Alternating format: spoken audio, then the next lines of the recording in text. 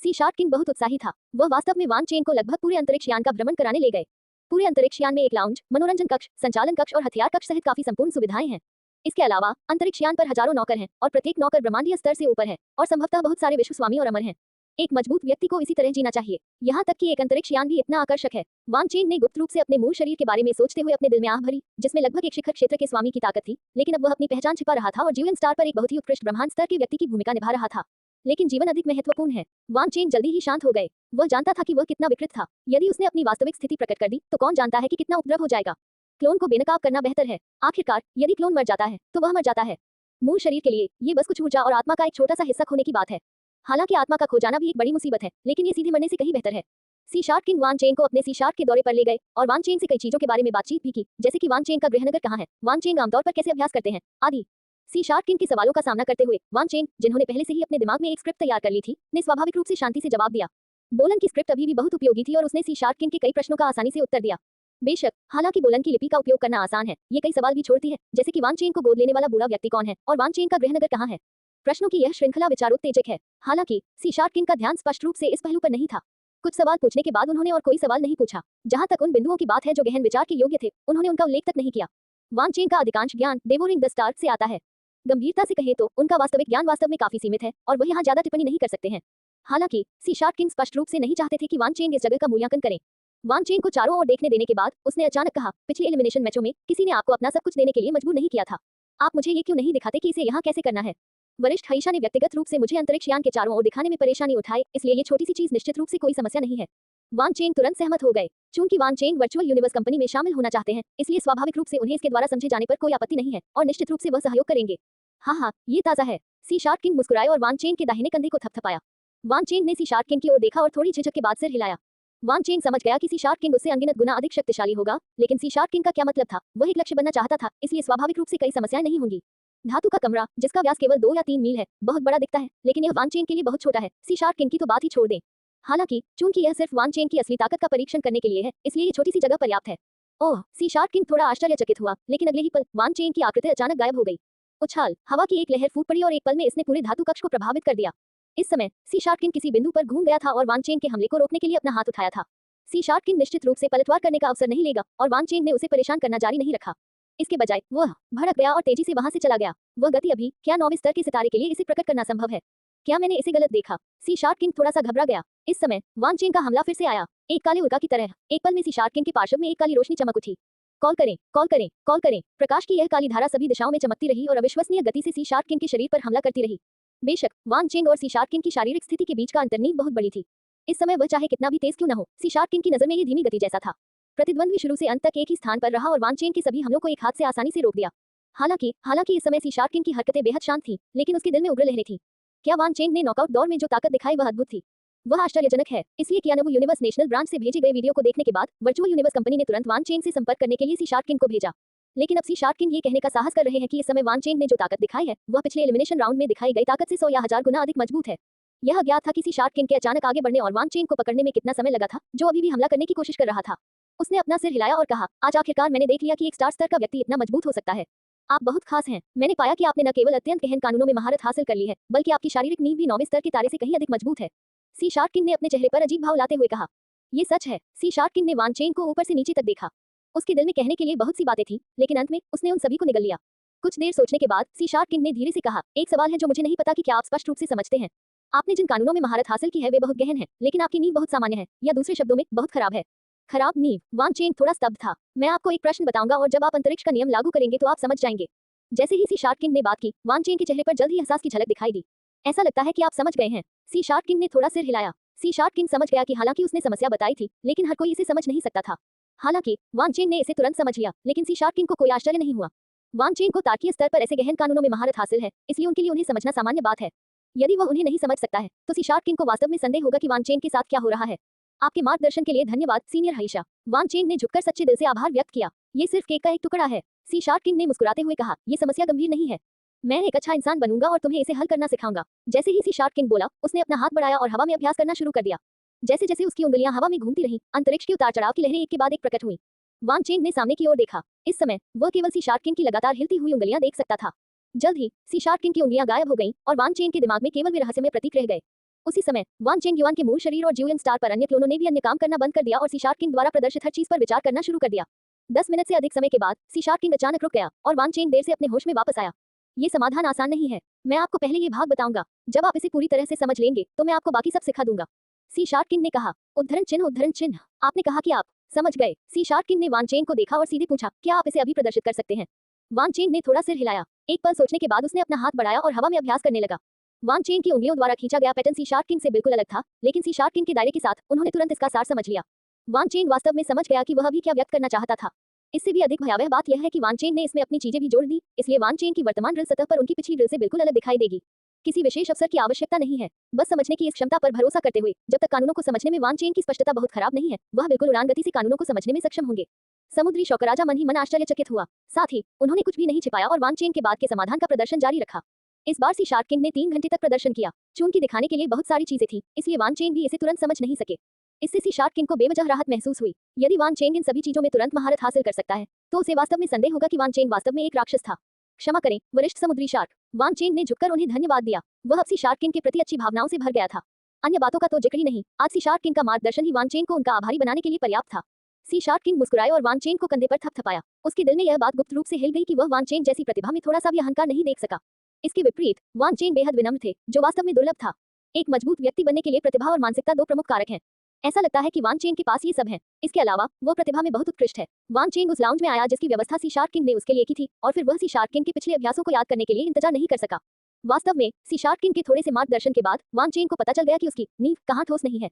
डेवोरिंग the starry sky के माध्यम से वान चेंग शुरू से ही जानते थे कि अंतरिक्ष और समय के बुनियादी नियमों को समझते समय उनके सार को समझना आवश्यक है। इस तरह जब वह बाद में कई आधारों को संयोजित करने वाले समग्र कानूनों को समझेगा, तो वह इसमें अधिक निपुण होगा और वही कानून अधिक शक्ति लगाने में सक्षम होंगे। वान चेंग ने वास्तव में पहले इस पहलू पर ध्यान दिया था। जब उन्होंने गुप्त कला वुजियान बनाई, तो उन्होंने भी कानून के सार से शुरुआत की। लेकिन वान चेंग आखिरकार अलगाव में काम कर रहे थे और उन्होंने कानूनों को बहुत जल्दी समझ लिया। कुछ स्थानों पर उसने सोचा कि उसने सार को समझ लिया है, लेकिन वास्तव में उसने नहीं समझा था। परिणाम स्वरूप समय के साथ ये निश्चित रूप से उसकी नींव के लिए एक छिपा हुआ खतरा पैदा करेगा। सी शार्क किंग के मार्गदर्शन ने मुझे अंतरिक्ष के नियमों की कमियों के एक छोटे से हिस्से को पूरा करने में मदद की। वर्चुअल यूनिवर्स कंपनी में शामिल होने के बाद मैं धीरे धीरे अंतरिक्ष और समय की बुनियादी बातों को पूरा कर लूंगा। यह विचार वान चेंग के दिमाग में कौंधा और जल्द ही वह सी शार्क किंग के पिछले अभ्यास में पूरी तरह से डूब गया। जहां वान चेंग अंतरिक्ष के बुनियादी नियमों को समझने में डूबा हुआ था, वहीं दूसरी ओर सी शार्क किंग आभासी ब्रह्मांड में प्रवेश कर गया और उस विमान पर आ गया जहां आभासी ब्रह्मांड कंपनी का मुख्यालय स्थित था। युक्सियांग पर्वत वह जगह है जहां अमरों के नीचे आभासी ब्रह्मांड के सदस्य रहते हैं, जबकि थंडर द्वीप वह जगह है जहां अमर और उनके ऊपर के सदस्य रहते हैं। इस समय इस विमान में प्रवेश करने के बाद सी शार्क किंग थंडर द्वीप पर एक विशाल पर्वत की पहाड़ी पर आ गया। यहाँ सी शार्क किंग ने काला कवच पहने एक आकृति देखी, जिसकी आंखों से लगातार अंतहीन काली धुंध निकल रही थी। मैंने आपके द्वारा भेजा गया वीडियो देखा है और मुझे स्थिति की सामान्य समझ है। मुझे बताएं कि आप क्या सोचते हैं। आकृति ने धीरे से कहा। वह लड़का निस्संदेह एक अत्यंत प्रतिभाशाली प्रतिभावान है और उसका चरित्र भी काफी अच्छा है।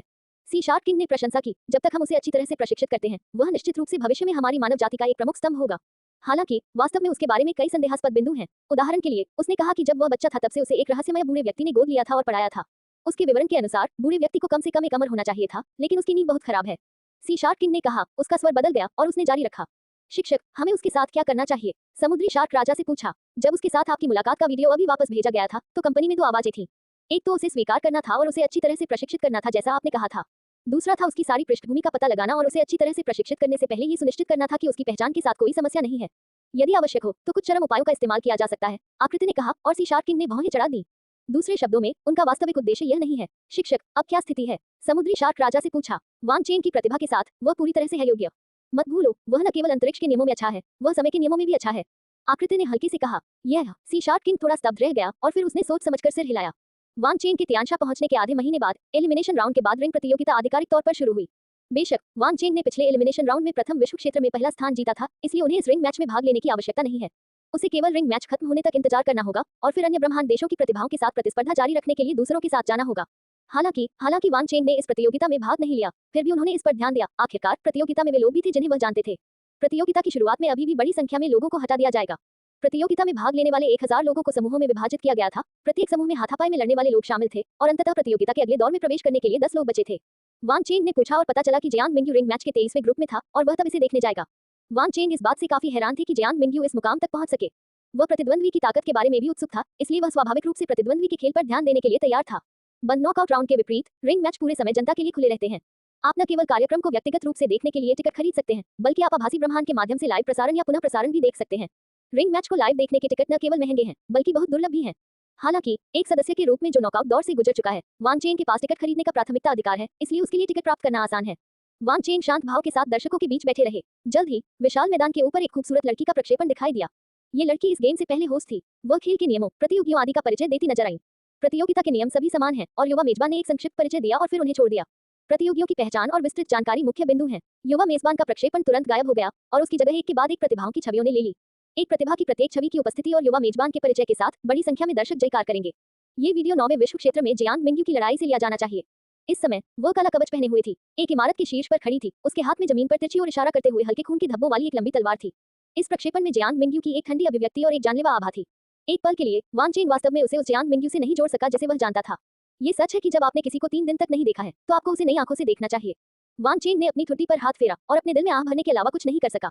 वास्तव में इस विमान में विभिन्न ब्रह्मांडीय साम्राज्यों के दर्शक एक साथ एकत्रित होंगे, इसलिए Wan Chen the black dragon mountain साम्राज्य के दर्शकों से घिरा हुआ है। यही कारण है कि जियांग मिंग्यू, जो कि ब्लैक ड्रैगन माउंटेन साम्राज्य से भी था, के प्रक्षेपण के बाद वान चेन के आसपास के दर्शक इतने उत्साहित थे। नहीं, 92 जियांग मिंग्यू वह ब्लैक ड्रैगन माउंटेन एम्पायर से है और 9वें विश्व क्षेत्र में 881वें स्थान पर है। मेजबान की आवाज पूरे देखने वाले क्षेत्र में गूंज गई और ब्लैक ड्रैगन माउंटेन एम्पायर के दर्शकों की भावनाएं भी एक नई ऊंचाई पर पहुंच गईं। वान चेन ने कुछ नहीं किया। जब वह इंतजार कर रहा था, खेल जल्दी शुरू हो गया। कुल 100 प्रतियोगी एक साथ मंच पर आ गए और माहौल अचानक तनावपूर्ण हो गया। सैकड़ों लोगों के बीच लड़ाई ताकत, मानसिकता, इच्छाशक्ति आदि की एक बड़ी परीक्षा है। हालांकि पिछले एलिमिनेशन राउंड की रैंकिंग प्रतियोगियों की ताकत का प्रतिनिधित्व नहीं कर सकती है, फिर भी वे कुछ हद तक कुछ दर्शा सकती हैं। जियांग मिंग्यू 9वें विश्व क्षेत्र में 881वें स्थान पर है, लगभग सबसे निचले स्थान पर। तार्किक रूप से उसकी ताकत 100 लोगों के बीच शीर्ष पर नहीं होगी। हालांकि जब असली प्रतिस्पर्धा शुरू हुई, जियांग मिंग्यू ने जो ताकत दिखाई वह सभी की उम्मीदों से परे थी। उसके शरीर की हरकतें अदृश्य थीं और उसने सैकड़ों लोगों की हाथापाई में अनगिनत खुले और छिपे हुए तीरों को आसानी से चकमा दे दिया और मजबूत दुश्मनों के साथ टकराव से बच गई। अंत तक जीवित रहने के लिए उसे लगभग कोई प्रयास नहीं करना पड़ा और वह जीवित बचे 10 लोगों में से एक बन गई। मैंने वास्तव में पवन के नियम के साथ शुरुआत कर ली है, वान चेन ने आश्चर्य से जियांग मिंग्यू को देखा। जब जियांग मिंग्यू ने पहले उसे बताया कि उसे छाया ऑफ द विंड गॉड के पहले स्तर में कुछ अंतर्दृष्टि मिली है, तो वान चेन ने अनुमान लगाया कि दूसरा पक्ष पवन के कानून के दायरे में प्रवेश कर सकता है। अब जियांग मिंग्यू को कार्रवाई करते देख वान चेन ने तुरंत इसकी पुष्टि की। हालांकि वान चेन के मन में भी संदेह था। तार्किक रूप से कहें तो नियमों का परिचय अधिकांश लोगों को प्रतिभा की लड़ाई में कुचलने के लिए पर्याप्त था। एलिमिनेशन राउंड में जियांग मिंग्यू को केवल 881वां स्थान कैसे मिला? साथ ही जियांग मिंग्यू ने पहले कहा था कि जियोमेन बहुत शक्तिशाली थी और उसे आसानी से मार सकती थी। लेकिन वान चेन को याद आया कि जब वह 10 साल पहले जियोमेन से मिले थे तो दूसरे पक्ष को अभी तक कानूनों की समझ नहीं थी। भले ही दूसरे पक्ष ने पिछले 10 वर्षों में बड़ी सफलता हासिल की हो और पहले से ही कुछ कानूनों में महारत हासिल कर ली हो, वह जियांग मिंग्यू को कुचलने में सक्षम नहीं होगा जिसने अभी कानूनों में महारत हासिल की है ना? क्या ऐसा हो सकता है कि मिंग्यू ने एलिमिनेशन राउंड के बाद इस महीने ही नियम सीखना शुरू कर दिया हो? यह विचार वान चेन के दिमाग में कौंध गया। पिछली प्रतिभा प्रतियोगिताओं में ब्लैक ड्रैगन माउंटेन एम्पायर में अक्सर एक भी व्यक्ति रिंग प्रतियोगिता में प्रवेश नहीं करता था, लेकिन इस बार 5 लोग एक साथ बाहर आए। इन 5 लोगों में वान चेन का उल्लेख नहीं है, जो पहले से ही बहुत आगे हैं और पहले से ही प्रथम विश्व क्षेत्र में पहले स्थान पर हैं। यहाँ तक कि जियांग मिंग्यू, जिनके पिछले परिणाम बहुत अच्छे नहीं थे, अचानक टूट गए और प्रतियोगिता के अगले चरण में आगे बढ़ गए। जियांग मिंग्यू ने महान योगदान दिया है और वह एक महान पुरस्कार का हकदार है। ब्लैक ड्रैगन माउंटेन सम्राट ने पूछा, उसकी उत्पत्ति क्या है? एक घुमक्कड़, ये कैसे संभव हो सकता है? ब्लैक ड्रैगन माउंटेन सम्राट ने तुरंत अपना हाथ लहराया और कहा, तुरंत मेरे ब्लैक ड्रैगन माउंटेन साम्राज्य के क्षेत्र से जमीन का एक टुकड़ा चुने और उसे दे दें। वैसे वान चेन का मामला क्या है? ब्लैक ड्रैगन माउंटेन के सम्राट से पूछा। महामहिम, वान चेन के बारे में कोई खबर नहीं है और उन्होंने ब्लैक ड्रैगन माउंटेन द्वीप पर कोई संपत्ति नहीं खरीदी है, इसलिए। मंत्री ने आगे नहीं कहा। शायद उसने यह नहीं देखा, इसलिए उसने उत्तर नहीं दिया। मंत्री जी को ठंडे पसीने आ गए। दरअसल वह कहना चाहते थे कि शायद वान चेन उन पर बिल्कुल भी ध्यान नहीं देना चाहते थे, लेकिन ब्लैक ड्रैगन माउंटेन के सम्राट के सामने ऐसे शब्द कहना निश्चित रूप से अनुचित था। ये ठीक होता अगर वान चेन सिर्फ एक साधारण प्रतिभा होते, लेकिन उन्होंने भारी लाभ के साथ प्रथम विश्व क्षेत्र में पहला स्थान हासिल किया और यहाँ तक कि आभासी ब्रह्मांड में एक देवता होने की भी अफवाह थी। ऐसे व्यक्ति के भविष्य में वर्चुअल यूनिवर्स कंपनी से जुड़ने की प्रबल संभावना है। हालांकि यह असहाय है, लेकिन ये कहना होगा कि ब्लैक ड्रैगन माउंटेन एम्पायर के पास इस समय उससे निपटने का कोई रास्ता नहीं है। हमें उससे संपर्क करना चाहिए। ब्लैक ड्रैगन माउंटेन के सम्राट ने इसके बारे में ज्यादा नहीं सोचा। आदेश देने के बाद उन्होंने अपना ध्यान दूसरी जगहों की ओर लगाया। जियांग मिंग्यू ने प्रतियोगिता में भाग लेने के बाद प्रतियोगिताओं के शेष समूहों को भी एक के बाद एक आयोजित किया। ब्लैक ड्रैगन माउंटेन एम्पायर से कुल 4 लोग रिंग प्रतियोगिता में प्रवेश कर रहे थे। जिस दिन जियांग मिंग्यू ने प्रतियोगिता में भाग लिया, black dragon mountain Holi land के नबीनी नाम के एक व्यक्ति ने भी मैदान में कदम रखा, लेकिन दुर्भाग्य से उसके पास जियांग मिंग्यू जितनी ताकत नहीं थी और वह बाहर हो गया। उसी दिन अर्थ से होंग ने भी मैदान संभाला, लेकिन वह भी बाहर हो गए। अगले दिन लुओ फैंग ने मंच संभाला और सफलतापूर्वक उत्तीर्ण हुए। प्रतियोगिता का एक दौर 5 दिनों तक चला और 100,000 क्वालीफाई में से केवल 10,000 ही बचे थे और इन 10,000 लोगों को एक वास्तविक आमने सामने प्रतियोगिता का सामना करना पड़ेगा। बेशक वान चेन आगामी रिंग लड़ाइयों को लेकर बहुत चिंतित नहीं थे, यहाँ तक कि जियांग मिंग्यू का मैच देखने का भी उनका कोई इरादा नहीं था। आखिरकार जियांग मिंग्यू ने पहले ही पवन के नियम में महारत हासिल कर ली थी, इसलिए उसे मिलने की संभावना थी। 10,000 लोगों में से अंतिम 1,000 स्थान काफी अच्छे थे। हालांकि आधिकारिक आमने सामने फाइनल शुरू होने से पहले वान चेन ने फिर भी जियांग मिंग्यू से मिलने के लिए अपॉइंटमेंट लिया। इस समस्या को हल करना कठिन नहीं है, मैं तुम्हें तलवार कौशल का ये सेट दूंगा, वान चेन ने कहा और फिर उसने जियांग मिंग्यू को एक गुप्त पुस्तक सौंपी। भाई चेन, ये तलवार तकनीक मेरे लिए एकदम सही है। जियांग मिंग्यू ने बार बार सिर हिलाया। मुझे कम समय में इस तलवार तकनीक को सीखने में सक्षम होना चाहिए। इस तरह मेरे पास अगली लड़ाई जीतने का बेहतर मौका होगा। अच्छी बात है, वान चेन ने थोड़ा सिर हिलाया। जियान मिंग्यू ने अपने हाथ में गुप्त पुस्तक को पलटना जारी रखा और अचानक वह आश्चर्य से बोली, भाई चेंग, इस तलवार तकनीक में केवल एक ही चाल क्यों होती है? जियान मिंग्यू ने पूछा, आपकी प्रतिस्पर्धा के लिए बस इतना ही काफी है। वान चेंग ने कहा, मैं तलवारबाजी में अच्छा नहीं हूँ और इसमें हवा के नियम को थोड़ा सा भी शामिल करना आसान नहीं है। ये हॉलिंग विंड स्वॉर्ड तकनीक आपके द्वारा बनाई गई थी, भाई चेंग। जियान मिंग्यू ने वान चेंग को अविश्वास से देखा। वास्तव में यह मेरे द्वारा बनाया गया था, वान चेंग ने मुस्कुराते हुए कहा, बस इसे सीखने के लिए स्वतंत्र महसूस करें। मैं ये कहने की हिम्मत नहीं कर सकता कि यह तलवार तकनीक कितनी शक्तिशाली है, लेकिन कम से कम ये बहुत कमजोर नहीं होगी। मेरा ये मतलब नहीं था। जियान मिंग्यू ने तुरंत अपना सिर हिलाया। वह कुछ समझाना चाहती थी, लेकिन वान चेंग पहले ही खड़ा हो गया था। मुझे सब पता है, वान चेंग ने मुस्कुराते हुए कहा, बहुत ज्यादा कहने की जरूरत नहीं है। यदि आप वर्चुअल यूनिवर्स कंपनी में प्रवेश कर सकते हैं तो मैं यही देखना चाहता हूँ। कड़ी मेहनत करें। हाँ, दरअसल आमने सामने की प्रतियोगिता को भी विजेता समूह और हारने वाले समूह में विभाजित किया गया है। जो एक भी मैच में अपराजित रह सकेगा वही विजेता समूह में होगा और सीधे अन्य लौकिक देशों के साथ प्रतिस्पर्धा में प्रवेश करेगा। जब तक आप कोई गेम हारते हैं, आप हारने वाले समूह में रहेंगे। हारने वाला समूह हर उस व्यक्ति से लड़ेगा जो एक बार हारने वाले समूह में प्रवेश करता है, इसलिए हारने वाले समूह की रिंग लड़ाई विशेष रूप से लंबे समय तक चलेगी। हालांकि वान चेंग व्यक्तिगत रूप से जियान मिंग्यू और उसके दोस्तों की प्रतियोगिता देखने नहीं गए थे, लेकिन उन्हें परिणाम पता था। भले ही जियान मिंग्यू ने उनके द्वारा बनाई गई हॉलिंग विंड स्वॉर्ड तकनीक सीखी, लेकिन वह जीतना जारी रखने में असमर्थ रही और अंततः एक लंबी लड़ाई शुरू करते हुए हारने वाले समूह में प्रवेश कर गई, जिसने अंततः जियान मिंग्यू का अंत किया। वह जियोमेंग नाम की एक महिला थी। इस नाम को जानने के बाद वान चेंग उस दिन जियान मिंग्यू की लड़ाई की पुनरावृत्ति देखने के लिए अपने रास्ते से हट गया। आखिरकार उसे पूरा यकीन हो गया कि जियान मिंग्यू जिस व्यक्ति से 9वें विश्व क्षेत्र और एरेना प्रतियोगिता में मिला था, वह वास्तव में वही जियोमेंग था जिससे वह परिचित था। मेरा कहना है कि दूसरी पार्टी ने बहुत प्रगति की है। उसने न केवल पानी का नियम सीखा, बल्कि उसने गड़गड़ाहट और बिजली का नियम भी सीखा। हालांकि वे दोनों निचले स्तर के कानून थे, प्रतिभा की लड़ाई में कई प्रतियोगियों के बीच वह निश्चित रूप से प्रथम श्रेणी की थी। जियान मिंग्यू के हारने वाले समूह में प्रवेश करने के बाद उसे एक के बाद एक लड़ाई का सामना करना पड़ा। उसकी मुलाकात लुओ फैंग से भी हुई, जो हारने वाले समूह में शामिल था। जियान मिंग्यू तब से लुओ फैंग और उसके दोस्तों के संपर्क में है जब से उसने पिछली बार उन्हें पैसे उधार दिए थे। साथ ही चूंकि वे सभी पृथ्वी से हैं, इसलिए उनका रिश्ता स्वाभाविक रूप से बहुत करीब है। हालांकि इसके बावजूद मंच पर जाने से पहले दोनों इस बात पर सहमत हुए कि उनमें से कोई भी पीछे नहीं हटेगा। परिणाम स्वरूप एक युद्ध के बाद जियान मिंग्यू हार गया। ये वास्तव में आश्चर्य की बात नहीं है। हालांकि ये दोनों कानूनों के प्रवेश स्तर पर हैं। लुओ फैंग की चेतना शक्ति वास्तव में ब्रह्मांडीय स्तर पर है। इसके अलावा उसके हाथ में यानशेन हथियार है, इसलिए वह स्वाभाविक रूप से जियान मिंग्यू से कहीं अधिक मजबूत है। यानशेन बिंग पर कई गुप्त पैटर्न हैं। ये गुप्त पैटर्न वास्तव में शीर्ष स्तरीय गुप्त तकनीकों के समतुल्य हैं। जब तक ये गुप्त पैटर्न सक्रिय हैं, तब तक संबंधित गुप्त तकनीकों की शक्ति का प्रयोग किया जा सकता है। दूसरे शब्दों में, लुओ फैंग द्वारा उपयोग की जाने वाली गुप्त तकनीक शीर्ष स्तर की है, जबकि जियान मिंग्यू द्वारा उपयोग की जाने वाली विंड गॉड शैडो और हॉलिंग विंड स्वॉर्ड तकनीक सामान्य स्तर की है। कमजोर चेतना और गुप्त तकनीकों के साथ यह आश्चर्य की बात नहीं है कि जियान मिंग्यू का लुओ फैंग से कोई मुकाबला नहीं है। बेशक हारने वाला समूह अंत प्रणाली का उपयोग करता है और खेल की जीत या हार का कोई खास मतलब नहीं होता है। हालांकि जियान मिंग्यू लुओ फैंग से हार गई, हारने वाले समूह में अंक अभी भी काफी आगे हैं और उसके क्वालीफाई करने की उम्मीद बहुत अच्छी है। हारने वाले समूह की प्रतियोगिता जारी रही और पलक झपकते ही 4 साल बीत गए। जीनियस बैटल प्रतियोगिता 1 साल पहले समाप्त हो गई थी और कियानाबू यूनिवर्स कंट्री से बाहर आने वाले 1000 लोगों का चयन किया गया है। इस समय यह अंततः प्रतिभाओं के युद्ध के अंतिम चरण में आ गया है, यानी निर्णायक लड़ाई जिसमें संपूर्ण मानव जाति के 1008 ब्रह्मांडीय देशों की सभी प्रतिभाएं एक साथ एकत्रित होती हैं। वान चेंग स्वाभाविक रूप से इस निर्णायक लड़ाई में भाग लेंगे। यदि वह वर्चुअल यूनिवर्स कंपनी में शामिल होना चाहता है, तो उसे इस निर्णायक लड़ाई में अच्छे परिणाम प्राप्त करने होंगे। हालांकि जैसे ही वान चेंग इस निर्णायक लड़ाई में भाग लेने के लिए आभासी ब्रह्मांड में जाने वाले थे, सी शार्क किंग ने उन्हें सबसे पहले पाया। सीनियर सी शार्क, क्या आपका मतलब यह है कि आप चाहते हैं कि मैं अपनी ताकत छिपाऊं? वान चेंग ने कुछ आश्चर्य के साथ सी शार्क किंग की ओर देखा। मैं चाहता हूं कि आप अधिक संयमित रहें, सी शार्क किंग ने सीधे कहा। इस प्रतिभा प्रतियोगिता में कई प्रतिभाशाली लोग उभर रहे हैं, लेकिन आपकी तुलना में वे बहुत पीछे हैं।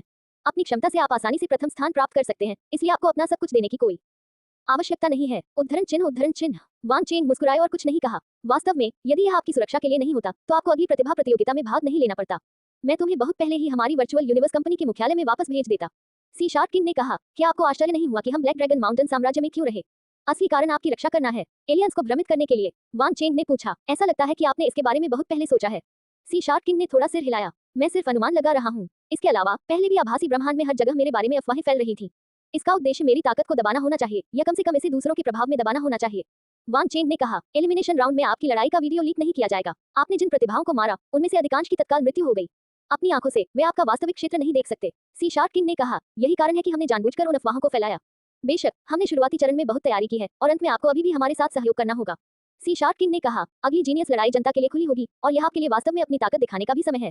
मेरा विश्वास करें, यदि आप अपनी असली ताकत दिखाते हैं, तो आप भविष्य में लंबे समय तक हमारी वर्चुअल यूनिवर्स कंपनी के कुछ मुख्य क्षेत्रों में रहने के लिए तैयार रहेंगे।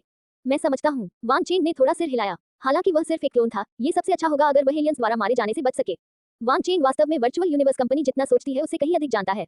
सामान्य प्रतिभाओं के लिए एलियंस की हत्या आमतौर पर अमर लोगों या यहाँ तक कि विश्व गुरुओं द्वारा की जाती है, लेकिन वास्तव में असाधारण प्रतिभाओं के लिए एलियंस द्वारा हत्या किसी भी कीमत पर की जाएगी।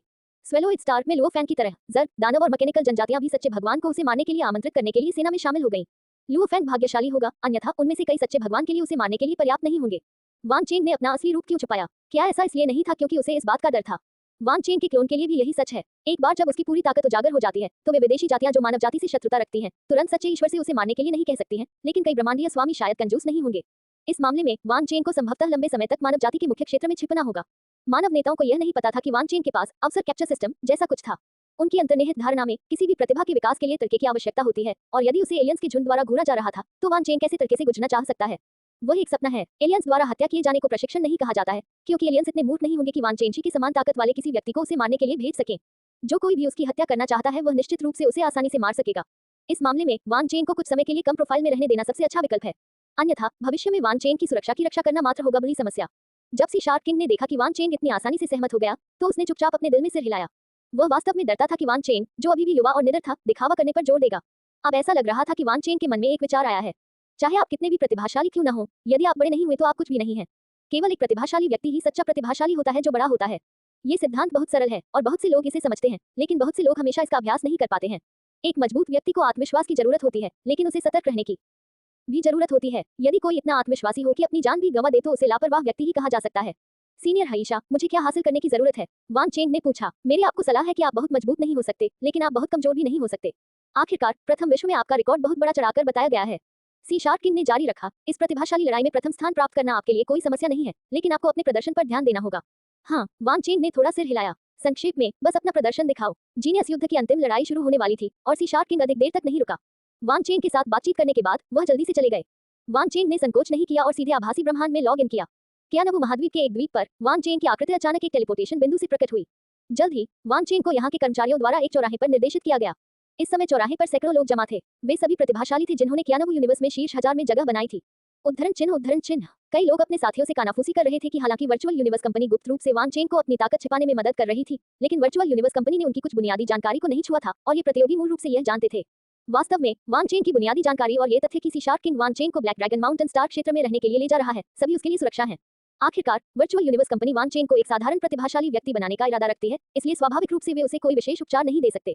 इस समय सभी की निगाहों का सामना करते हुए वान चेन शांति से आगे बढ़ते रहे। जल्द ही वान चेन एक सुदूर कोने में आ गया। जियान मिंग्यू एक मूर्ति के सामने झुककर चेहरे पर मुस्कान के साथ वान चेन को देख रही थी। भाई चेन, हर कोई आपको देख रहा है। ऐसा लगता है जैसे आप बहुत दबाव में हैं। जियान मिंग्यू ने मुस्कुराते हुए कहा। सच्चाई तो यह है कि मुझे बिल्कुल भी दबाव महसूस नहीं होता। वान चेन ने अपना सिर हिलाया। फिर उन्होंने पूछा, इस साल आपकी तैयारी कैसी रही? मेरी प्रगति उतनी अच्छी नहीं है, मैं केवल अपना सर्वश्रेष्ठ प्रयास कर सकता हूँ। मैं यहाँ तक आ गया हूँ। भले ही मैं वर्चुअल यूनिवर्स कंपनी में शामिल नहीं हो सकता, लेकिन क्यानवु सीक्रेट रियलम में शामिल होने में कोई समस्या नहीं होगी। जियान मिंग्यू ने आशावादी ढंग से कहा। हम भविष्य के बारे में बाद में बात करेंगे। चलो भी। वान चेन ने थोड़ा सिर हिलाया। जब दोनों बात कर रहे थे तो एक शख्स धीरे धीरे उनकी ओर बढ़ रहा था। वान चेन, जियान मिंग्यू, आप दोनों वास्तव में एक दूसरे को जानते हैं। एक परिचित आवाज सुनाई दी और वान चेन को बिना देखे ही पता चल गया कि कौन आ रहा है। वान चेन पीछे मुड़ा और निश्चित रूप से ये जियोमिंग था जो चल रहा था। इस समय जियोमिंग वैसी ही थी जब वान चेन ने उसे 10 साल से भी पहले देखा था। उसने चांदी का युद्ध कवच पहना हुआ था और उसके माथे पर आसमानी नीला रत्न लगा हुआ था। निस्संदेह सबसे अधिक ध्यान खींचने वाली चीज उसकी बर्फ जैसी सफेद त्वचा थी। बहुत दिनों से नहीं मिले जियोमिंग। वान चेन ने लापरवाही से अभिवादन किया। इतना लंबा नहीं, बस 10 साल से अधिक। जियोमिंग ने वान चेन की ओर देखा और कहा, लेकिन हम आभासी ब्रह्मांड में संपर्क में रह सकते थे। उद्धरण चिन्ह उद्धरण चिन्ह। वान चेन अजीब तरह से मुस्कुराए। उसने वास्तव में जियोमिंग से वादा किया था कि वह आभासी ब्रह्मांड में उससे संपर्क करेगा, लेकिन वान चेन ने क्यानवु ब्रह्मांड की विरासत की दुनिया में तस्करी कर ली थी, इसलिए वह निश्चित रूप से जियोमिंग से संपर्क करने की पहल नहीं करेगा। जियान मिंग्यू ने वान चेन की शर्मिंदगी देखी और उसने सीधे कहा, जियोमिंग, मुझे उम्मीद है कि हम इस निर्णायक लड़ाई में फिर से मिल सकते हैं। आपने तेजी से प्रगति की है, लेकिन आपका मुझसे कोई मुकाबला नहीं है। जियोमिंग ने शांति से कहा, कोशिश करने के बाद हमें पता चल जाएगा कि क्या तुम मेरे मैच के हो। जियान मिंग्यू ने बिना पीछे हटे जियोमिंग की ओर देखा। हम सभी क्यानवु यूनिवर्स की ओर से लड़ रहे हैं। बेशक सबसे अच्छा परिणाम ये है कि हम एक दूसरे से मत मिलो। वान चेन ने अचानक कहा। जियोमिंग ने कुछ नहीं कहा क्योंकि वान चेन ने उसे अभी अभी फ्रेंड रिक्वेस्ट भेजी थी। जियोमिंग ने चुपचाप सहमत बटन पर क्लिक किया। उसने वान चेन की ओर देखा और मुस्कुराते हुए कहा, घोस्ट गॉड, वान चेन, आप इतने प्रसिद्ध हो गए हैं। मैं वास्तव में अगले फाइनल में आपके प्रदर्शन की सराहना करूंगा। ये सब महज खोखली प्रतिष्ठा है। वान चेन ने अपना हाथ लहराया और साथ ही उसकी आंखें चौक के चारों ओर देख रही थी। इतना कहने के बाद वान चेन बिना किसी हिचकिचाहट के चले गए। ठीक है। लुओ फैंग ने सिर हिलाया। फिर उसने बगल में खड़े मजबूत आदमी की ओर देखा और कहा, भाई वान, ये जंगली रोंग जून है। वह बहुत शक्तिशाली है। रोंग जून, मैंने तुम्हारे बारे में सुना है। वान चेन मुस्कुराए और दूसरे पक्ष की ओर सिर हिलाया। वान चेन, आपकी बहुत प्रतिष्ठा है। रोंग जून ने वान चेन को लड़ने की भावना से देखा और सीधे कहा, मुझे आश्चर्य है कि क्या आपकी क्षमता भी उतनी ही महान है।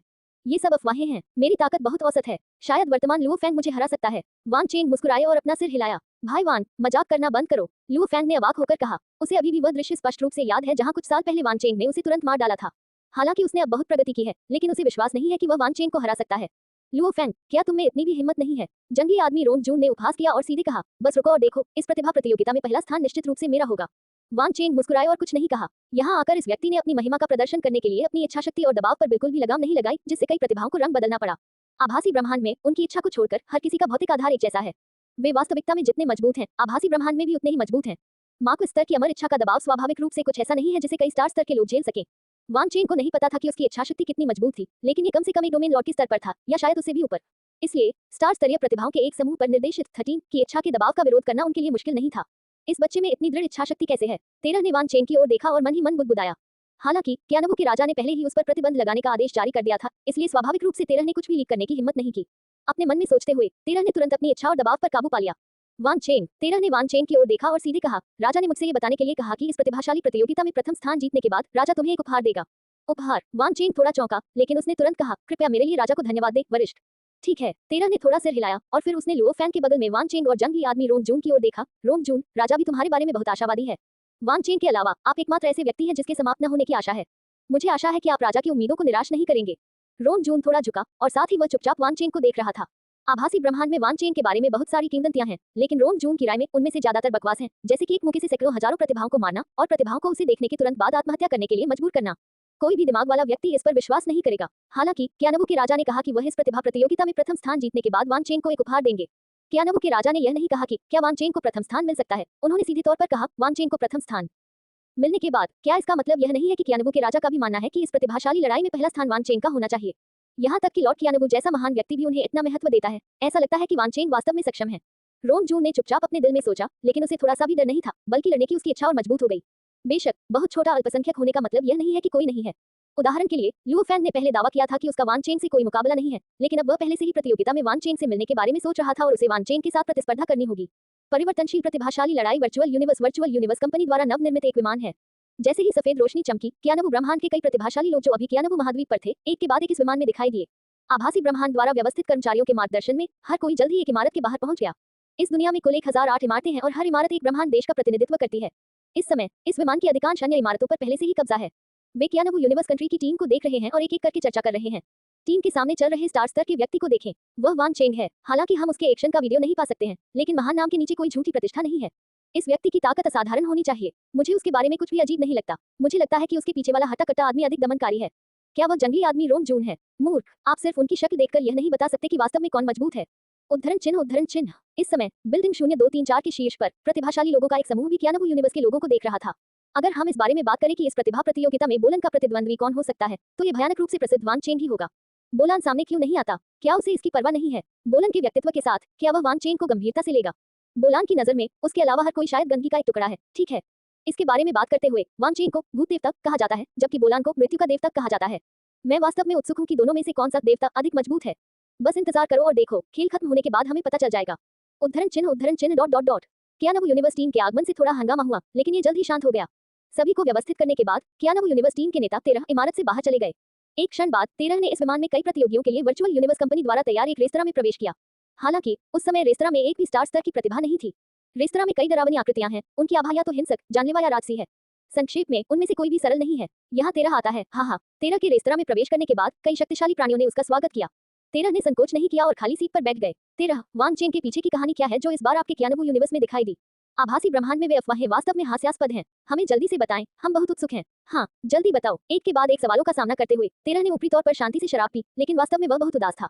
अपने जैसे ही स्तर के लोगों के इस समूह का सामना करते हुए वह थोड़ा डींगे हाँकना चाहता था, लेकिन दुर्भाग्य से क्यानवू के भगवान ने पहले ही उस पर प्रतिबंध लगाने का आदेश जारी कर दिया था, इसलिए इस समय सच बताना उसके लिए असंभव था।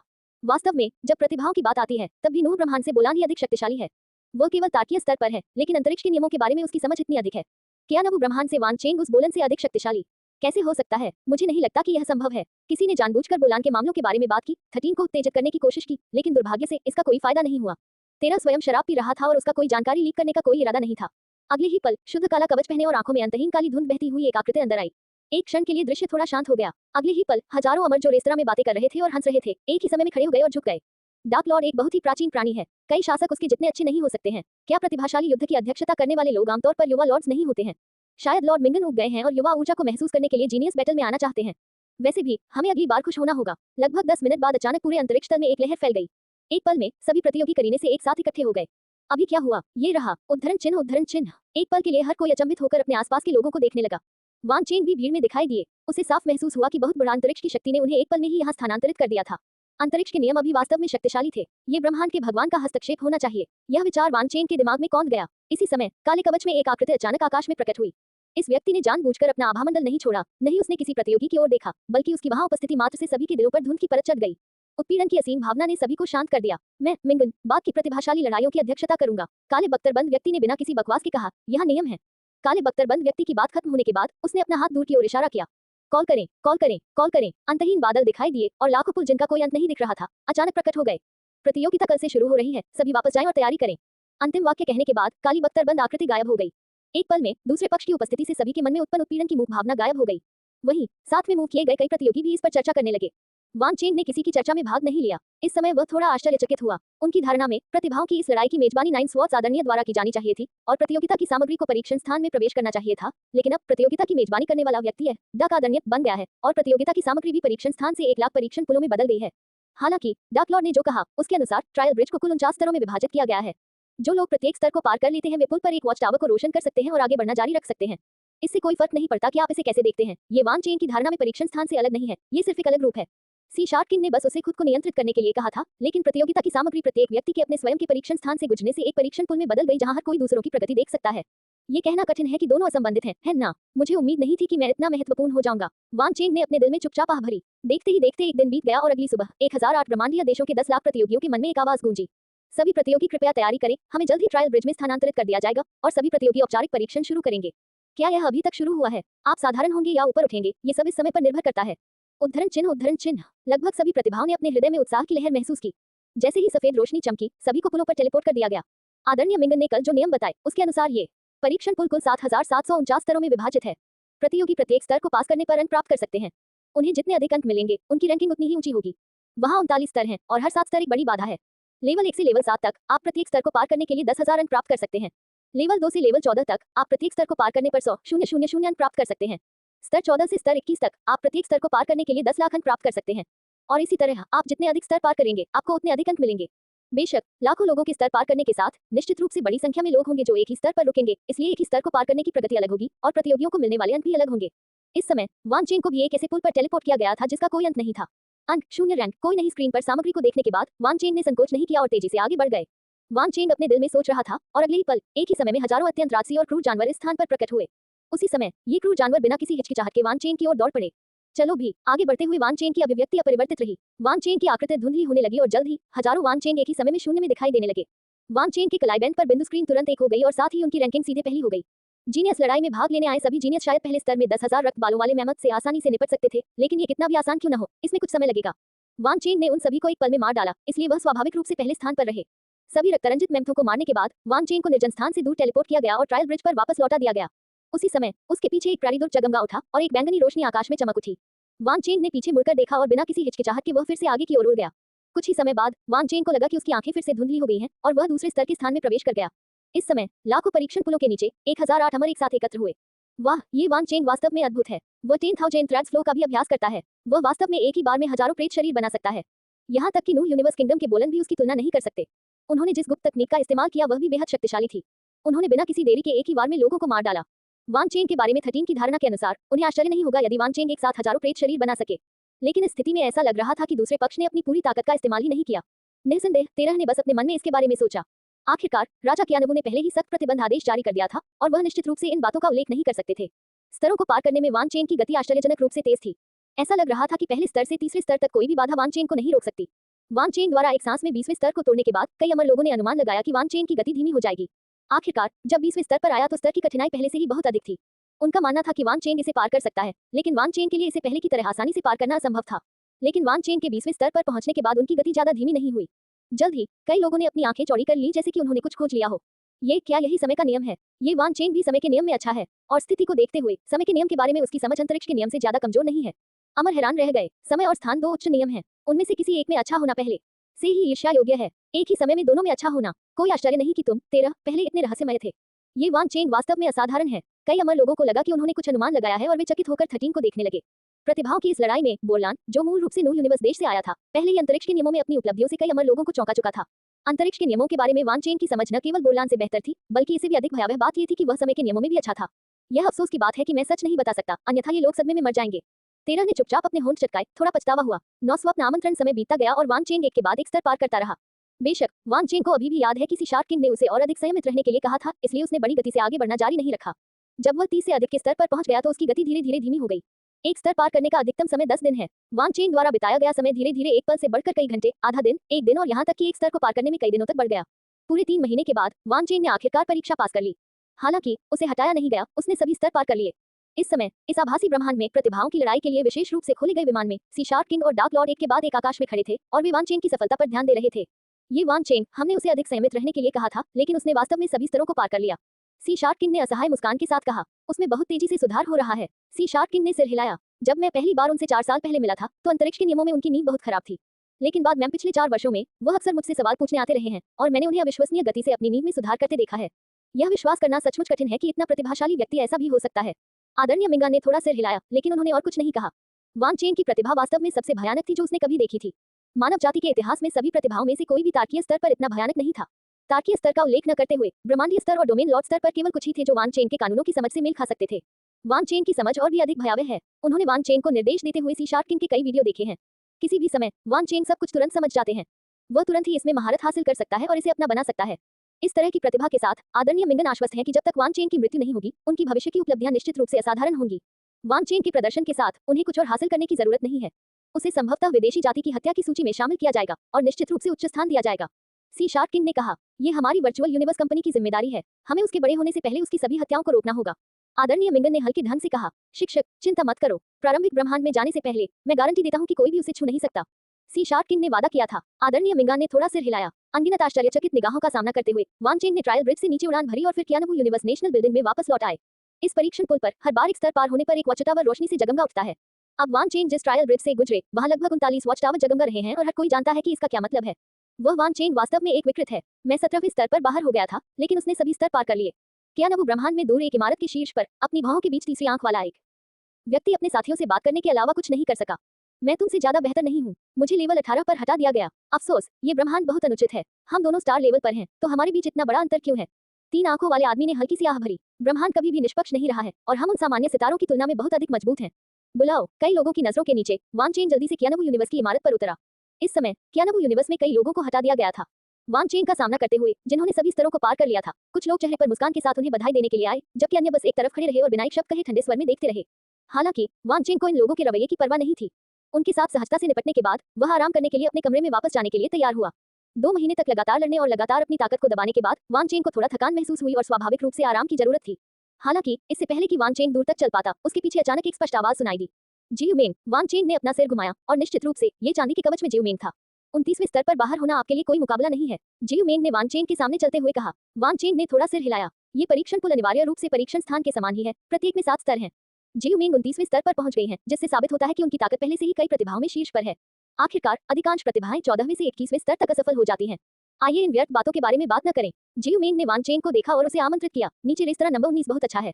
मैंने वहां एक टेबल आरक्षित कर ली है। क्या तुम आना चाहते हो? आपने ओरेकल मार्क्विस के परीक्षण के दौरान मेरी जान बचाई। मैंने इसे हमेशा याद रखा है, और यदि यह आपके लिए नहीं होता तो मैं ओरेकल मार्क्विस की विरासत प्राप्त नहीं कर पाता। ओरेकल मार्क्विस की विरासत के बिना मैं भविष्य में कई महत्वपूर्ण अवसर चूक गया होता और मैं वहां नहीं होता जहां मैं आज हूं। जियू मेंग ने कहा, आप कह सकते हैं कि आपने मुझ पर बहुत बड़ा उपकार किया है। मात्र भोजन का क्या महत्व है? अब जब आपने इसे इस तरह रखा है तो मैं वास्तव में आपका महान उपकारक बन गया हूँ। वान चेंग ने कहा एक मुस्कान। ठीक है तो चलिए, यदि आप वास्तव में इसे इस तरह से समझना चाहते हैं तो यह वास्तव में सच है कि आप वास्तव में मेरे उपकारक हैं। जियू मेंग हंसे। उद्धरण चिन्ह। प्रारंभिक संपर्क के दौरान जियू मेंग के शब्दों या अभिव्यक्तियों में कुछ भी असामान्य नहीं था। उसे शायद इस बात का एहसास नहीं था कि वान चेंग के साथ कुछ गड़बड़ है, लेकिन यह आश्चर्य की बात नहीं है। आमतौर पर किसी स्टार स्तर के व्यक्ति के लिए कियानबू यूनिवर्स की विरासत वाली दुनिया जैसी जगह में घुसना असंभव है। जियू मेंग ने शायद अनुमान लगाया कि वान चेंग में कुछ छिपा हुआ था, यही वजह है कि वह गायब रहता था। बेशक अगर जियू मेंग को एहसास हुआ कि वान चेंग के साथ कुछ गड़बड़ है तो यह कोई बड़ी बात नहीं होगी। आखिरकार कियानबू साम्राज्य के भगवान ने वान चेंग को एक बड़ा उपहार देने का वादा किया था। उन्हें वान चेंग के कियानबू यूनिवर्स किंगडम की विरासत की दुनिया में प्रवेश करने के मामले को आगे नहीं बढ़ाना चाहिए। भले ही लॉर्ड कियानबू वास्तव में इस मामले को आगे बढ़ाना चाहते हो, लेकिन अब थोड़ी देर हो चुकी है।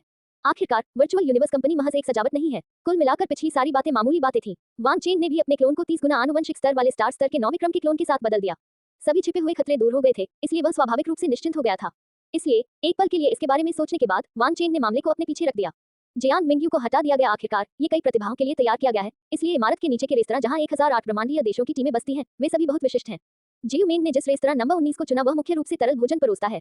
मुझे नहीं पता कि आप आमतौर पर क्या खाना पसंद करते हैं, लेकिन इस तरह का भोजन ब्रह्मांड की अधिकांश जातियों द्वारा स्वीकार किया जाता है और यह काफी स्वादिष्ट भी होता है।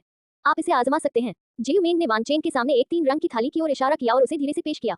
मुझे विश्वास है कि तुम मुझे धोखा नहीं दोगे। वान चेन मुस्कुराए, फिर उन्होंने एक चम्मच उठाया और अपने सामने 3 चिपचिपे पदार्थों का स्वाद चखा।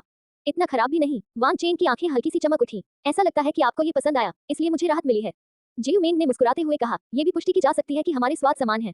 लगता है आप बहुत अनुभवी हैं। वान चेन ने खाना खाते समय लापरवाही से कहा, ये कहना चाहिए कि आपके पास कोई अनुभव नहीं है, ये सामान्य ज्ञान है। जियू मिंग ने मुस्कुराते हुए कहा, लेकिन मैं ये भी समझता हूँ कि आपने केवल 10 वर्षों में इतनी बड़ी प्रगति की है। आपको अनगिनत कठिनाइयों से गुजरना पड़ा होगा। आपके लिए इन छोटी छोटी बातों को न जानना सामान्य बात है। आपने बहुत प्रगति की है। वान चेन ने कहा, मैंने आपकी जितनी प्रगति नहीं की है। जियू मिंग ने अपना सिर हिलाया और कहा, इसके अलावा मैं ये सब जानता हूँ क्योंकि मेरे माता पिता को स्नोगल कबीले में एक उच्च दर्जा प्राप्त है और मैं बचपन से ही इसके संपर्क में रहा हूँ। शक्ति की दूसरी पीढ़ी। वान चेन ने आह भरी, ये कुछ भी नहीं है। इस ब्रह्मांड में सब कुछ ताकत पर निर्भर करता है। जियू मिंग ने गंभीरता से कहा, क्या तुम्हें अभी भी वह उल्का याद है जिसे तुमने मारा था? मुझे याद है। वान चेन ने थोड़ा सिर हिलाया। कुछ देर सोचने के बाद उसने आगे कहा, मुझे याद है तुमने कहा था कि तुम उसे कभी न कभी मार डालोगे। क्या तुम्हें उससे कोई शिकायत है? इसमें आश्चर्यचकित होने की कोई बात नहीं है। यूनिक सिंह परिवार की कियानवु यूनिवर्स में एक मजबूत पृष्ठभूमि है और यह बहुत शक्तिशाली है। जियू मिंग ने समझाया, तो क्या वह अभी भी कियानवु यूनिवर्स की विरासत वाली दुनिया में रोमांच के लिए जा रहा है? वान चेन ने पूछा, चाहे आप कितने भी शक्तिशाली क्यों न हो, यदि आपके पास ताकत नहीं है तो यह नकली है। जियू मिंग ने कहा, बिल्कुल मेरी तरह। पहले मुझमें अपने माता पिता के आदेशों का उल्लंघन करने की क्षमता नहीं थी, लेकिन अब मैं पूरी तरह से अपने भाग्य को नियंत्रित कर सकता हूँ। यहाँ तक कि मेरे माता पिता भी अब मुझ पर दबाव नहीं डालेंगे। जब वह इस दुनिया में आया तो वह पागलों की तरह मजबूत बनने की कोशिश कर रहा था, लेकिन वास्तव में यह उसकी जान बचाने के लिए था। आखिरकार वह इस दुनिया के खतरों से अच्छी तरह परिचित था, लेकिन जाहिर तौर पर जियू मिंग को ताकत की बेहतर समझ है। वह उसकी जान बचाने के साथ साथ उसके कई अधिकारों की गारंटी भी दे सकता है। हालांकि वान चेन को अभी भी लगा कि सभी अधिकार नकली थे। यदि कोई मर गया है तो चाहे कितनी भी बड़ी शक्ति क्यों न हो, वह बेकार होगी। वान चेन ने जियू मिंग के साथ काफी देर तक बातचीत की। अचानक जियू मिंग मुस्कुराया और कहा, जियांग मिंग आखिरकार बाहर आ गया। वान चेन ने एक पल के लिए इसके बारे में सोचा और फिर उसने इसके बारे में सोचना बंद कर दिया। आप पूछते हैं भले ही आपको उत्तर पहले से ही पता हो। जियू मिंग ने वान चेन की ओर देखा और कहा, बिना किसी हिचकिचाहट के, वह मेरे प्रति काफी शत्रुतापूर्ण है, इसलिए निश्चित रूप से मुझे सावधान रहना होगा। आप दोनों के बीच कोई गलतफहमी होगी। वान चेन ने असहाय होकर कहा। हालांकि जब वान चेन ने जियांग मिंग को विंड गॉड शैडो दिया तो वास्तव में कोई जोखिम नहीं था। बेशक उस समय वान चेन केवल जियांग मिंग को एक नौकरानी मानते थे। अधिक से अधिक उसे और जियांग मिंग को कुछ सहानुभूति थी कि वे दोनों अकेले रहते थे। वान चेन और जियू मिंग ने जियांग मिंग के बारे में ज्यादा बात नहीं की और उनका विषय जल्द ही अन्य विषयों पर केंद्रित हो गया। इस भोजन में वास्तव में काफी समय लगा। बाद में वान चेन ने जियू मिंग को अलविदा कहा और आराम करने के लिए अपने कमरे में लौट आए। इस ट्रायल में ज्यादातर लोग कुछ ही महीनों में बाहर आ गए, लेकिन कुछ ऐसे भी थे जो अभी भी अंदर फंसे हुए थे। उदाहरण के लिए बोलान है जो आगे और आगे चला गया और लुओ फेंग है जिसने बाद में बड़ी प्रगति की। लगभग 1 साल के बाद आखिरकार सभी ने ट्रायल ब्रिज छोड़ दिया और अंतिम रैंकिंग को अंतिम रूप दिया गया। जैसा कि सभी को उम्मीद थी, वान चेन ने पूर्ण लाभ के साथ पहला स्थान प्राप्त किया और बोलान ने भी पूर्ण लाभ के साथ दूसरा स्थान प्राप्त किया। जहां तक उनके बाद आने वाले कुछ सबसे प्रसिद्ध लोगों की बात है, उनमें से अधिकांश ने भी शीर्ष 100 में जगह बनाई। सबसे आश्चर्यजनक बात लुओ फेंग थी। वह मूल रूप से एक अज्ञात व्यक्ति था, लेकिन वह अचानक टूट गया और एक ही सांस में शीर्ष 10 में शामिल हो गया और सीधे वर्चुअल यूनिवर्स कंपनी की मुख्य परत में प्रवेश करने का अधिकार प्राप्त कर लिया। इसके बारे में जानने के बाद वान चेन ने तुरंत जियांग मिंग को ढूंढ लिया। ब्रह्मांड इतना बड़ा है कि आपको वर्चुअल यूनिवर्स कंपनी में शामिल होने की जरूरत नहीं है। आपकी उपलब्धियां अन्य स्थानों पर छोटी नहीं हो सकती हैं। वान चेन ने जियांग मिंग की ओर देखा, जो अनिच्छुक लग रही थी, और धीमी आवाज में उसे सांत्वना दी। भाई चेन, चिंता मत करो, मैं इतना नाजुक नहीं हूँ। जियांग मिंग ने ऊपर देखा और कहा, मुझे आशा है कि आप सकारात्मक सोच सकते हैं। यदि वह पहले से ही ब्रह्मांड का सर्वोच्च भगवान या यहाँ तक कि ब्रह्मांड का भगवान है, तो क्या ऐसी बात सिर्फ एक शब्द की बात नहीं होगी? बाहर होने के बाद जियांग मिंग ने इस अद्वितीय आयाम में बने रहने की योग्यता खो दी। उसने वर्चुअल यूनिवर्स कंपनी के इंटेलिजेंस सिस्टम द्वारा टेलीपोर्ट किए जाने का विकल्प नहीं चुना। वान चेन से कुछ कहने के बाद वह सीधे ऑफलाइन हो गई। अगले दिन असली फाइनल आधिकारिक तौर पर शुरू हुआ। शेष 7300 लोगों में से शीर्ष 7200 को छोड़कर जिन्हें फिलहाल लड़ने की आवश्यकता नहीं है, शेष लोग वर्चुअल यूनिवर्स कंपनी के बुद्धिमान सिस्टम के मिलान के तहत स्वचालित रूप से लड़ेंगे। लड़ाई के केवल 3 राउंड होते हैं और प्रत्येक राउंड का केवल विजेता ही रह सकता है, जबकि हारने वाला सीधे बाहर हो जाएगा। इसका मतलब है कि 3 दौर की लड़ाई के बाद 900 में से केवल 7200 लोग बचेंगे और शेष 6300 को पहले जियांग मिंग की तरह सीधे समाप्त कर दिया जाएगा। दोनों में कोई बुनियादी अंतर नहीं है। ये क्रूर लग सकता है, लेकिन वर्चुअल यूनिवर्स कंपनी का यही नियम है। इससे कोई फर्क नहीं पड़ता कि जिन लोगों को हटा दिया गया है वे कितने अनिच्छुक हैं, ये बेकार होगा। 6300 लोगों को हटा दिए जाने के बाद शेष 1000 लोगों को वर्चुअल यूनिवर्स कंपनी की मुख्य परत में शामिल होने का अधिकार प्राप्त हुआ। हालांकि मुख्य परत भी स्तरों में विभाजित है। आभासी ब्रह्मांड कंपनी में मुख्य परत को 4 प्रमुख गुप्त क्षेत्रों में विभाजित किया गया है। नीचे से ऊपर तक वे प्रलय का दिन गुप्त क्षेत्र, स्वर्ग और पृथ्वी गुप्त क्षेत्र, आदिम गुप्त क्षेत्र और मूल गुप्त क्षेत्र हैं। 1000 लोगों में से 900 दुनिया के अंत के गुप्त क्षेत्र में प्रवेश करेंगे, 90 स्वर्ग और पृथ्वी के गुप्त क्षेत्र में प्रवेश करेंगे, 8 दुनिया की शुरुआत के गुप्त क्षेत्र में प्रवेश करेंगे और 2 मूल दुनिया के गुप्त क्षेत्र में प्रवेश करेंगे। इसके अलावा विभिन्न गुप्त क्षेत्रों के लिए चयन तंत्र पहले की तुलना में अधिक क्रूर है। इसका प्रतियोगियों से कोई लेना देना नहीं है। वर्चुअल यूनिवर्स कंपनी की बुद्धिमान प्रणाली पिछले ट्रायल ब्रिज में शीर्ष के साथ एक पर एक द्वंद्व में प्रतिस्पर्धा करने के लिए पिछले 800 विजेताओं में से सीधे 900 लोगों का चयन करेगी। विजेता स्वर्ग और पृथ्वी के गुप्त क्षेत्र में प्रवेश करने के लिए योग्य होगा और हारने वाला उन लोगों के साथ जिनका चयन नहीं किया गया था सीधे दुनिया के अंत के गुप्त क्षेत्र में प्रवेश करेंगे। जिन 800 लोगों का चयन किया गया उनमें कम से कम प्रतिस्पर्धा करने की योग्यता थी, लेकिन जिनका चयन नहीं हुआ उनके भाग्य का फैसला सीधे तौर पर किया गया। ये बोधगम्य है वे लोग कितने अनिच्छुक होंगे, लेकिन दुर्भाग्य से ये वर्चुअल यूनिवर्स कंपनी का नियम है। निस्संदेह स्वर्ग और पृथ्वी के गुप्त क्षेत्र के ऊपर आदिम गुप्त क्षेत्र और मूल गुप्त क्षेत्र हैं और प्रतिस्पर्धा जारी रहेगी। लेकिन पहले की तरह ये प्रतियोगिता भी उतनी ही क्रूर है। स्वर्ग और पृथ्वी के गुप्त क्षेत्र में प्रवेश करने के लिए योग्य 100 लोगों में से वर्चुअल यूनिवर्स कंपनी की बुद्धिमान प्रणाली लड़ने के लिए सर्वश्रेष्ठ 20 लोगों का चयन करेगी और 10 विजेता आदिम गुप्त क्षेत्र में प्रवेश करने के लिए योग्य होंगे। एकमात्र अच्छी बात मूल गुप्त क्षेत्र के लिए लड़ाई है। ताइचू गुप्त क्षेत्र में प्रवेश करने वाले 10 लोग युद्ध में भाग लेने के लिए योग्य हैं। नियमों की घोषणा के कुछ समय बाद वर्चुअल यूनिवर्स कंपनी के बुद्धिमान सिस्टम ने शीर्ष 100 लोगों का चयन किया जो ट्रायल ब्रिज को चुनौती दे सकते थे और वान चेन को आखिरकार जीनियस बैटल में अपनी पहली आमने सामने की लड़ाई मिली। एक विशाल मैदान में वान चेन ने शांत भाव से उड़ान भरी। इस समय अखाड़े की दूसरी ओर एक छोटा आदमी था जिसके शरीर पर कई विशेष पैटर्न गुदवाए गए थे। इस समय उनकी अभिव्यक्ति थोड़ी अप्राकृतिक थी, खासकर वान चेन को ऊपर उड़ते हुए देखने के बाद उनकी अभिव्यक्ति जल्दी ही खराब हो गई। पिछली चुनौती में वान चेन ने 49 स्तर पार किए जबकि उन्होंने 29 स्तर पार किए।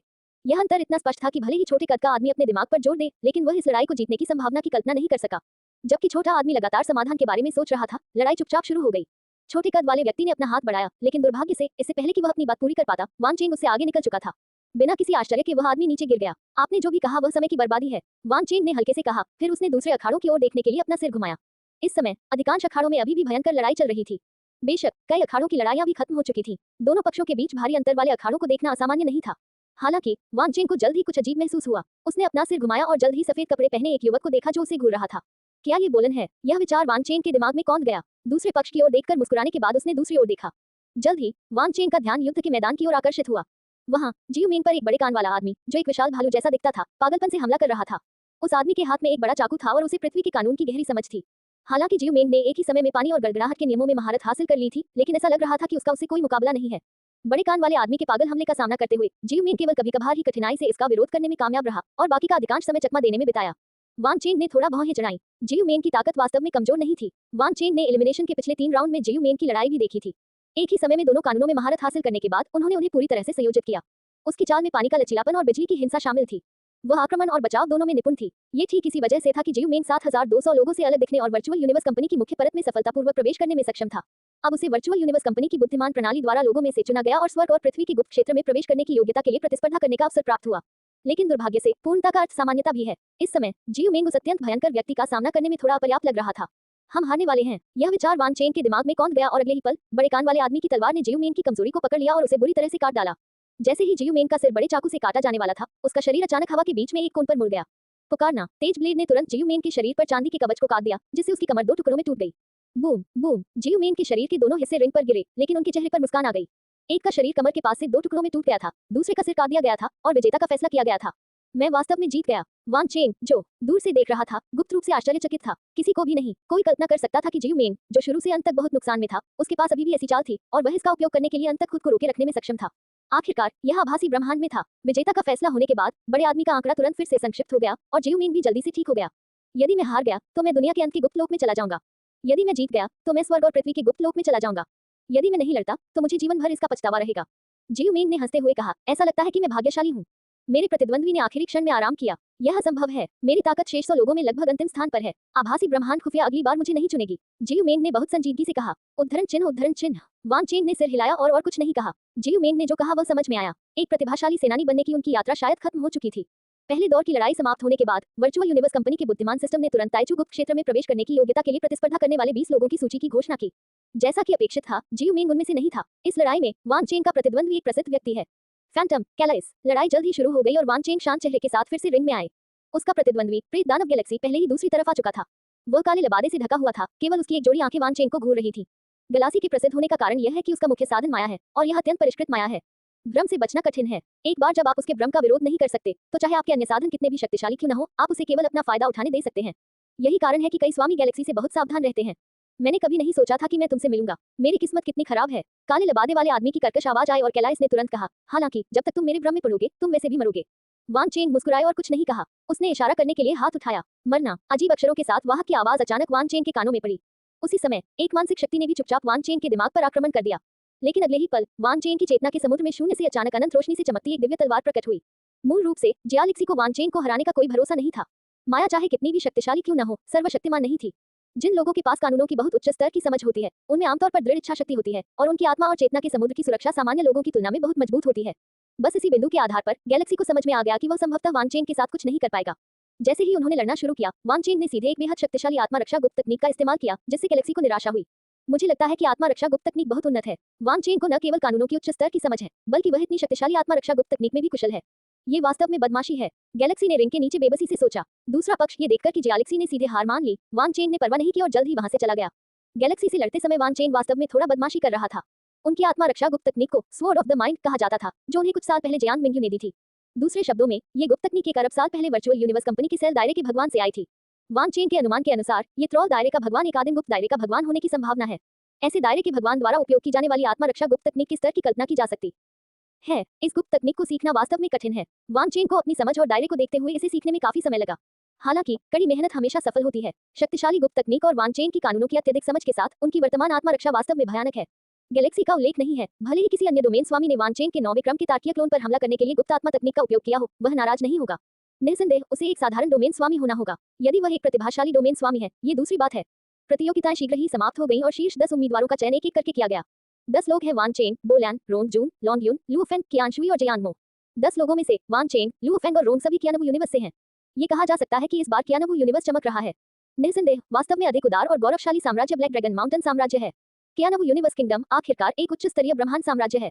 नींव के साथ यह आश्चर्य की बात नहीं है कि प्रतिभाएं कभी-कभार सामने आती हैं। लेकिन black dragon mountain universe kingdom के बारे में क्या? अतीत में एक साधारण मध्यम आकार के लौकिक देश ने अचानक 2 प्रतिभाओं को जन्म दिया जो सभी मनुष्यों की प्रतिभा की लड़ाई में शीर्ष 10 में से थे। यह उल्लेख करने की आवश्यकता नहीं है कि अन्य स्थानों के लोग इस पर विश्वास नहीं कर सकते थे, यहाँ तक कि ब्लैक ड्रैगन माउंटेन साम्राज्य के लोग भी मदद नहीं कर सकते थे, लेकिन परिणाम पर संदेह कर सकते थे। ये खबर ब्लैक ड्रैगन माउंटेन साम्राज्य तक पहुंचने के बाद अनगिनत लोग स्तब्ध रह गए। बेशक इससे कोई फर्क नहीं पड़ता कि दूसरे क्या सोचते हैं, प्रतिभाओं की लड़ाई जारी रहनी चाहिए। शीर्ष 10 ताइचू गुप्त क्षेत्र में प्रवेश करने के पात्र हैं और शीर्ष 10 का निर्णय होने के बाद अगला चरण स्वाभाविक रूप से पहले और दूसरे स्थान के बीच प्रतिस्पर्धा है। पहले और दूसरे स्थान के विजेता मूल गुप्त क्षेत्र में प्रवेश करने के योग्य होंगे, इसलिए स्वाभाविक रूप से प्रतिस्पर्धा की आवश्यकता है। हालांकि शीर्ष 10 लोगों के बीच तनाव लगभग गायब हो गया था। वजह साफ है, तीसरे से 10वें स्थान तक पुरस्कार बिल्कुल समान है, इसलिए प्रतिस्पर्धा करने की कोई आवश्यकता नहीं है। एक है वांग चेन, दूसरे है बोलन। बाकी सभी ने दोनों के बीच की लड़ाई देखी है और ट्रायल ब्रिज को पार करने में उनके परिणाम भी सामने हैं। यदि वे मूर्ख नहीं होते तो उन्हें पता होता कि उन्हें बहुत कम आशा है। वर्चुअल यूनिवर्स कंपनी पांडित्यपूर्ण नहीं है और वे स्पष्ट रूप से वह देख सकते हैं जो कई प्रतिभाएं जानती हैं।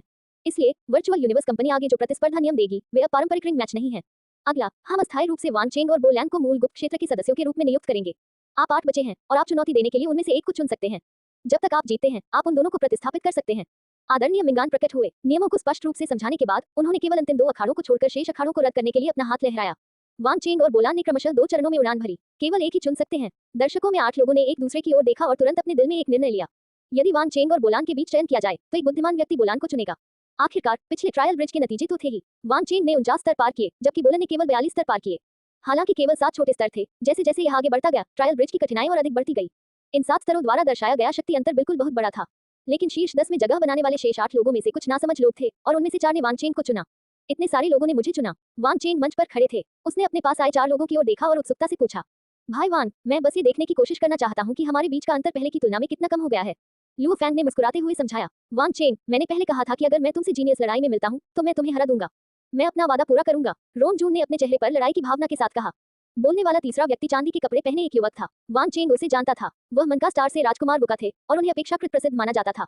हालांकि वुका का कारण वास्तव में थोड़ा आकस्मिक है। यदि आप चुनौती देना चाहते हैं तो आपको ताकतवर को चुनौती देनी होगी। चौथा आदमी बर्बर जैसा था। वह एक एक शब्द बोला और फिर बोलना बंद कर दिया। वांग चेन भी इस आदमी को जानता था। उसका नाम लॉन्ग यून था। वह बर्बर लग रहा था, लेकिन वास्तव में वह गहरे दिमाग वाला था और उसका स्वभाव बड़ा नहीं था। बेशक इसका वांग चेन से कोई लेना देना नहीं था। चूंकि इस व्यक्ति ने उसे चुनौती देना चुना, इसलिए स्वाभाविक रूप से वह बाद में पीछे नहीं हटेगा। मूल गुप्त क्षेत्र में स्थानों के लिए लड़ाई जल्दी ही समाप्त हो गई और परिणाम वैसे ही थे जैसे सभी को उम्मीद थी। बोलन ने 4 लड़ाइयां जीती और वांग चेन ने 4 लड़ाइयां जीती।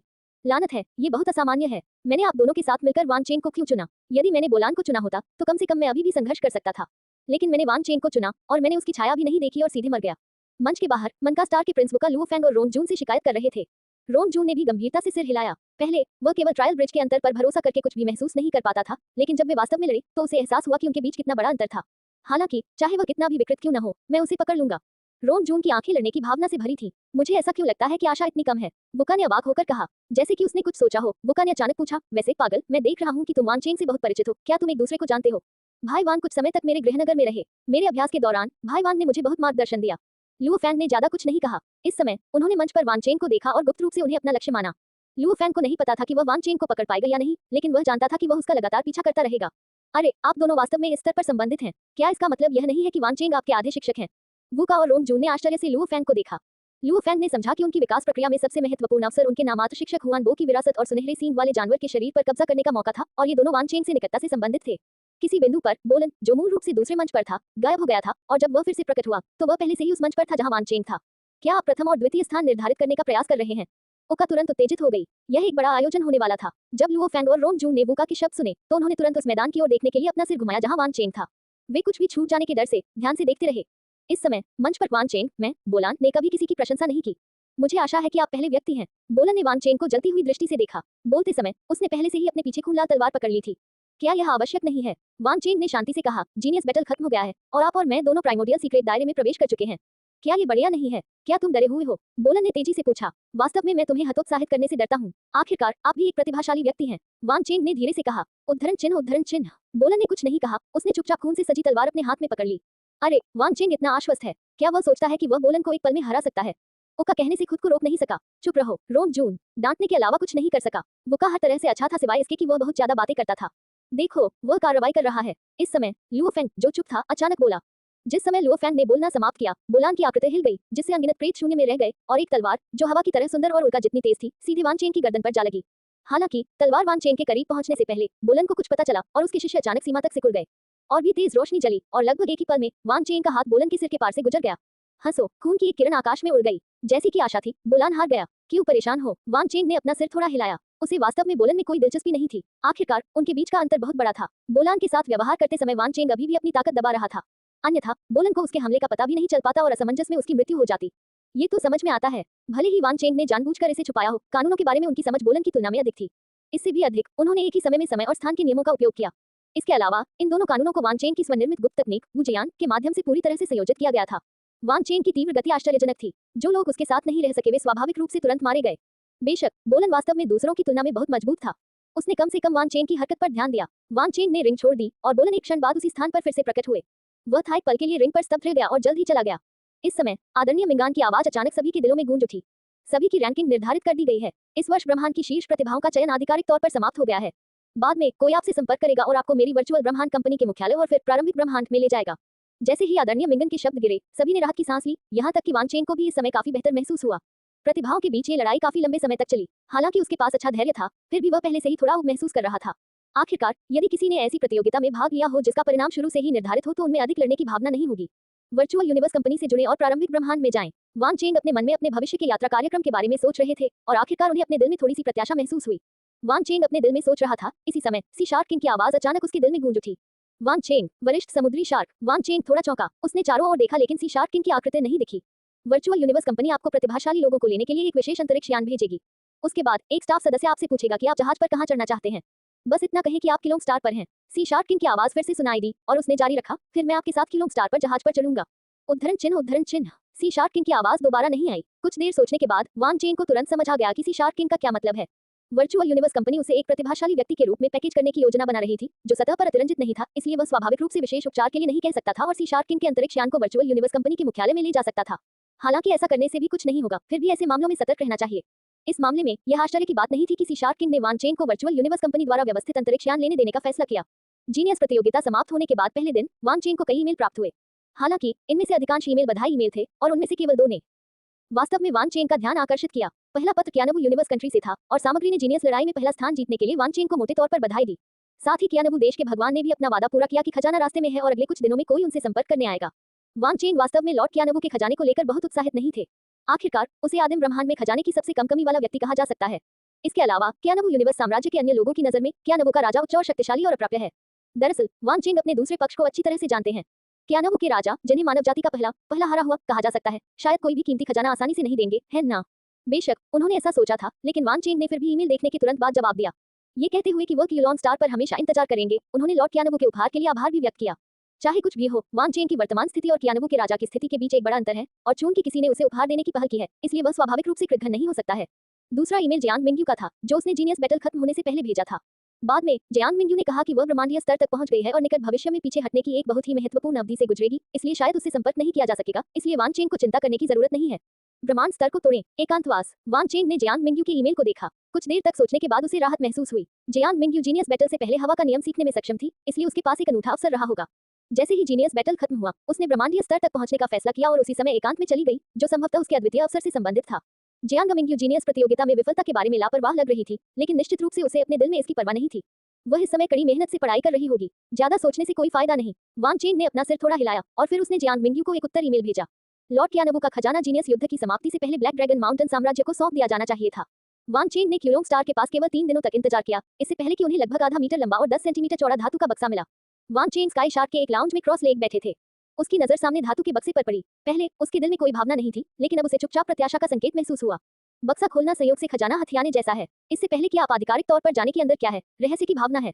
क्लिक करें। धातु के बक्से की सतह पर लगा स्मार्ट लॉक तुरंत खोला गया और अगले ही पल एक रहस्यमय अंतरिक्ष समय का उतार चढ़ाव तुरंत वान चेन के सामने फैल गया। ये है। वान चेन ने करीब से देखा और धातु के बक्से के अंदर क्रिस्टल जैसे पदार्थ की एक पतली परत देखी और इस पदार्थ के भीतर स्याही काले दस्ताने के 2 जोड़े चुपचाप पड़े हुए थे।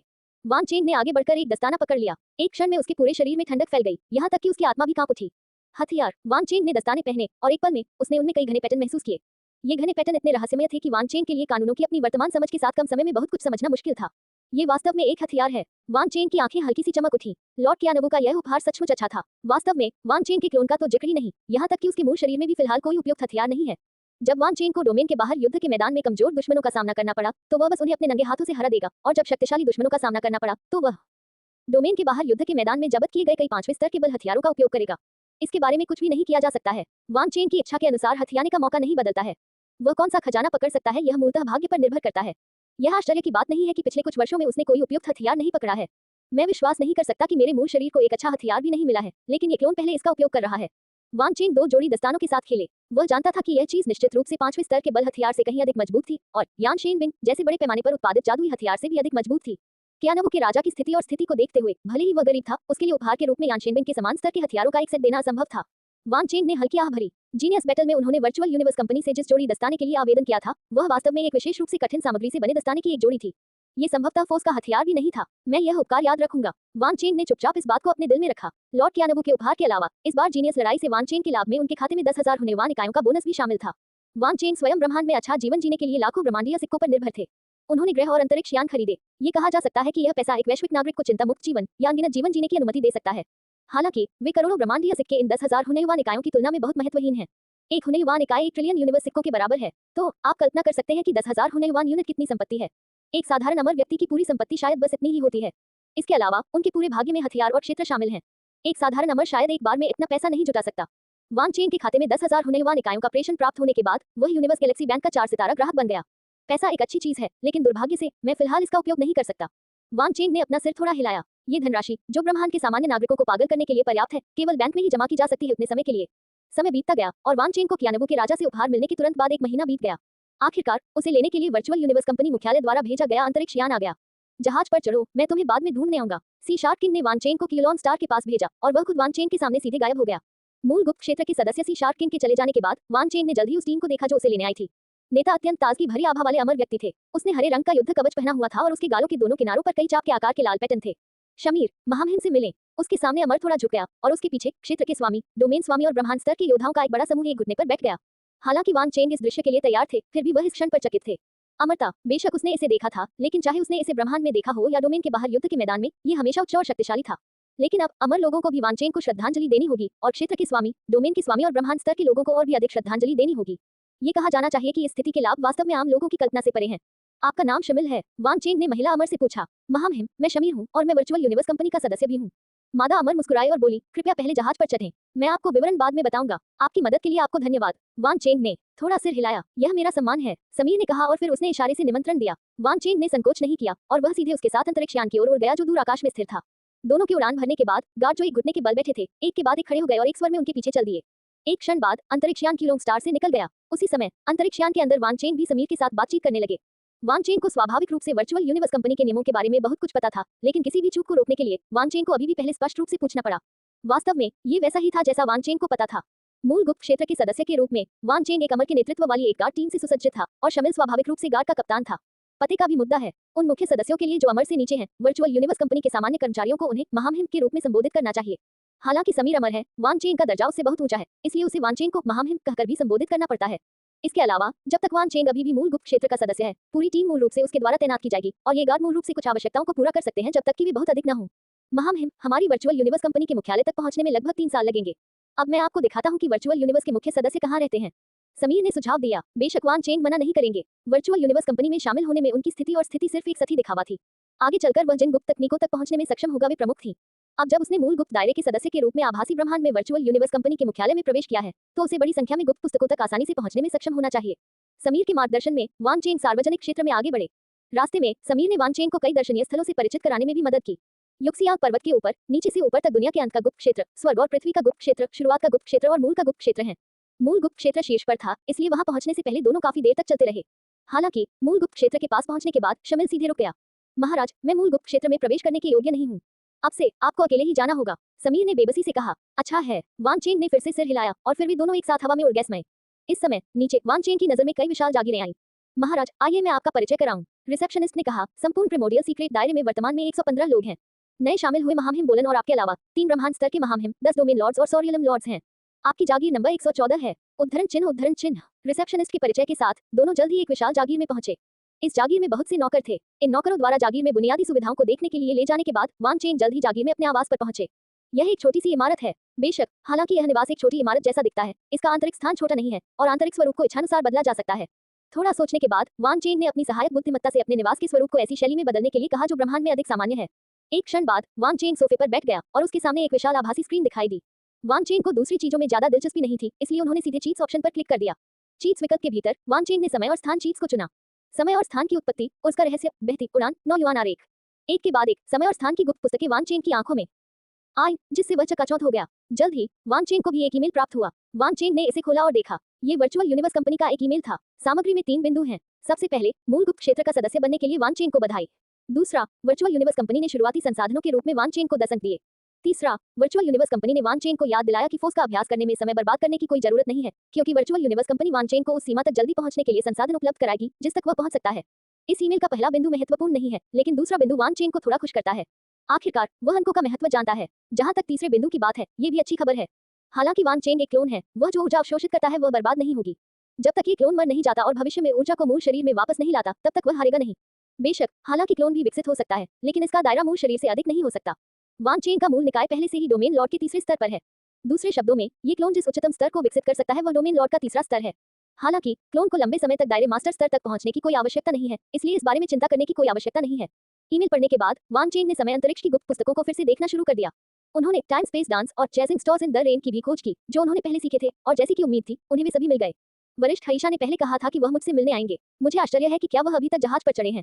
वान चेंग के दिमाग में यह विचार कौंधा। थोड़ी झिझक के बाद वान चेंग सीधे ऑफलाइन हो गए। वान चेंग की चेतना की ताकत के साथ जब उन्होंने आभासी ब्रह्मांड में प्रवेश किया, तो वह अपनी चेतना के केवल एक हिस्से को इसमें अलग करना चुन सकते थे। हालांकि वो वर्चुअल यूनिवर्स कंपनी के मुख्यालय की ओर जाने वाले अंतरिक्ष यान पर था और कोई खतरा नहीं होगा, इसलिए उसने सीधे एक गहन तरीके से प्रवेश करने का विकल्प चुना। इस समय वान चेंग आभासी ब्रह्मांड से बाहर निकल गया और धीरे से अपनी आंखें खोली।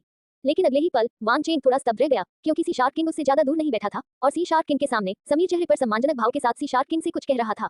सीनियर हईशा, आप यहाँ क्यों हैं? वान चेंग खड़े हुए और कुछ भ्रम के साथ पूछा। आप मुझसे पूछ रहे हैं कि मैं अचानक कैसे आ गया, ठीक है?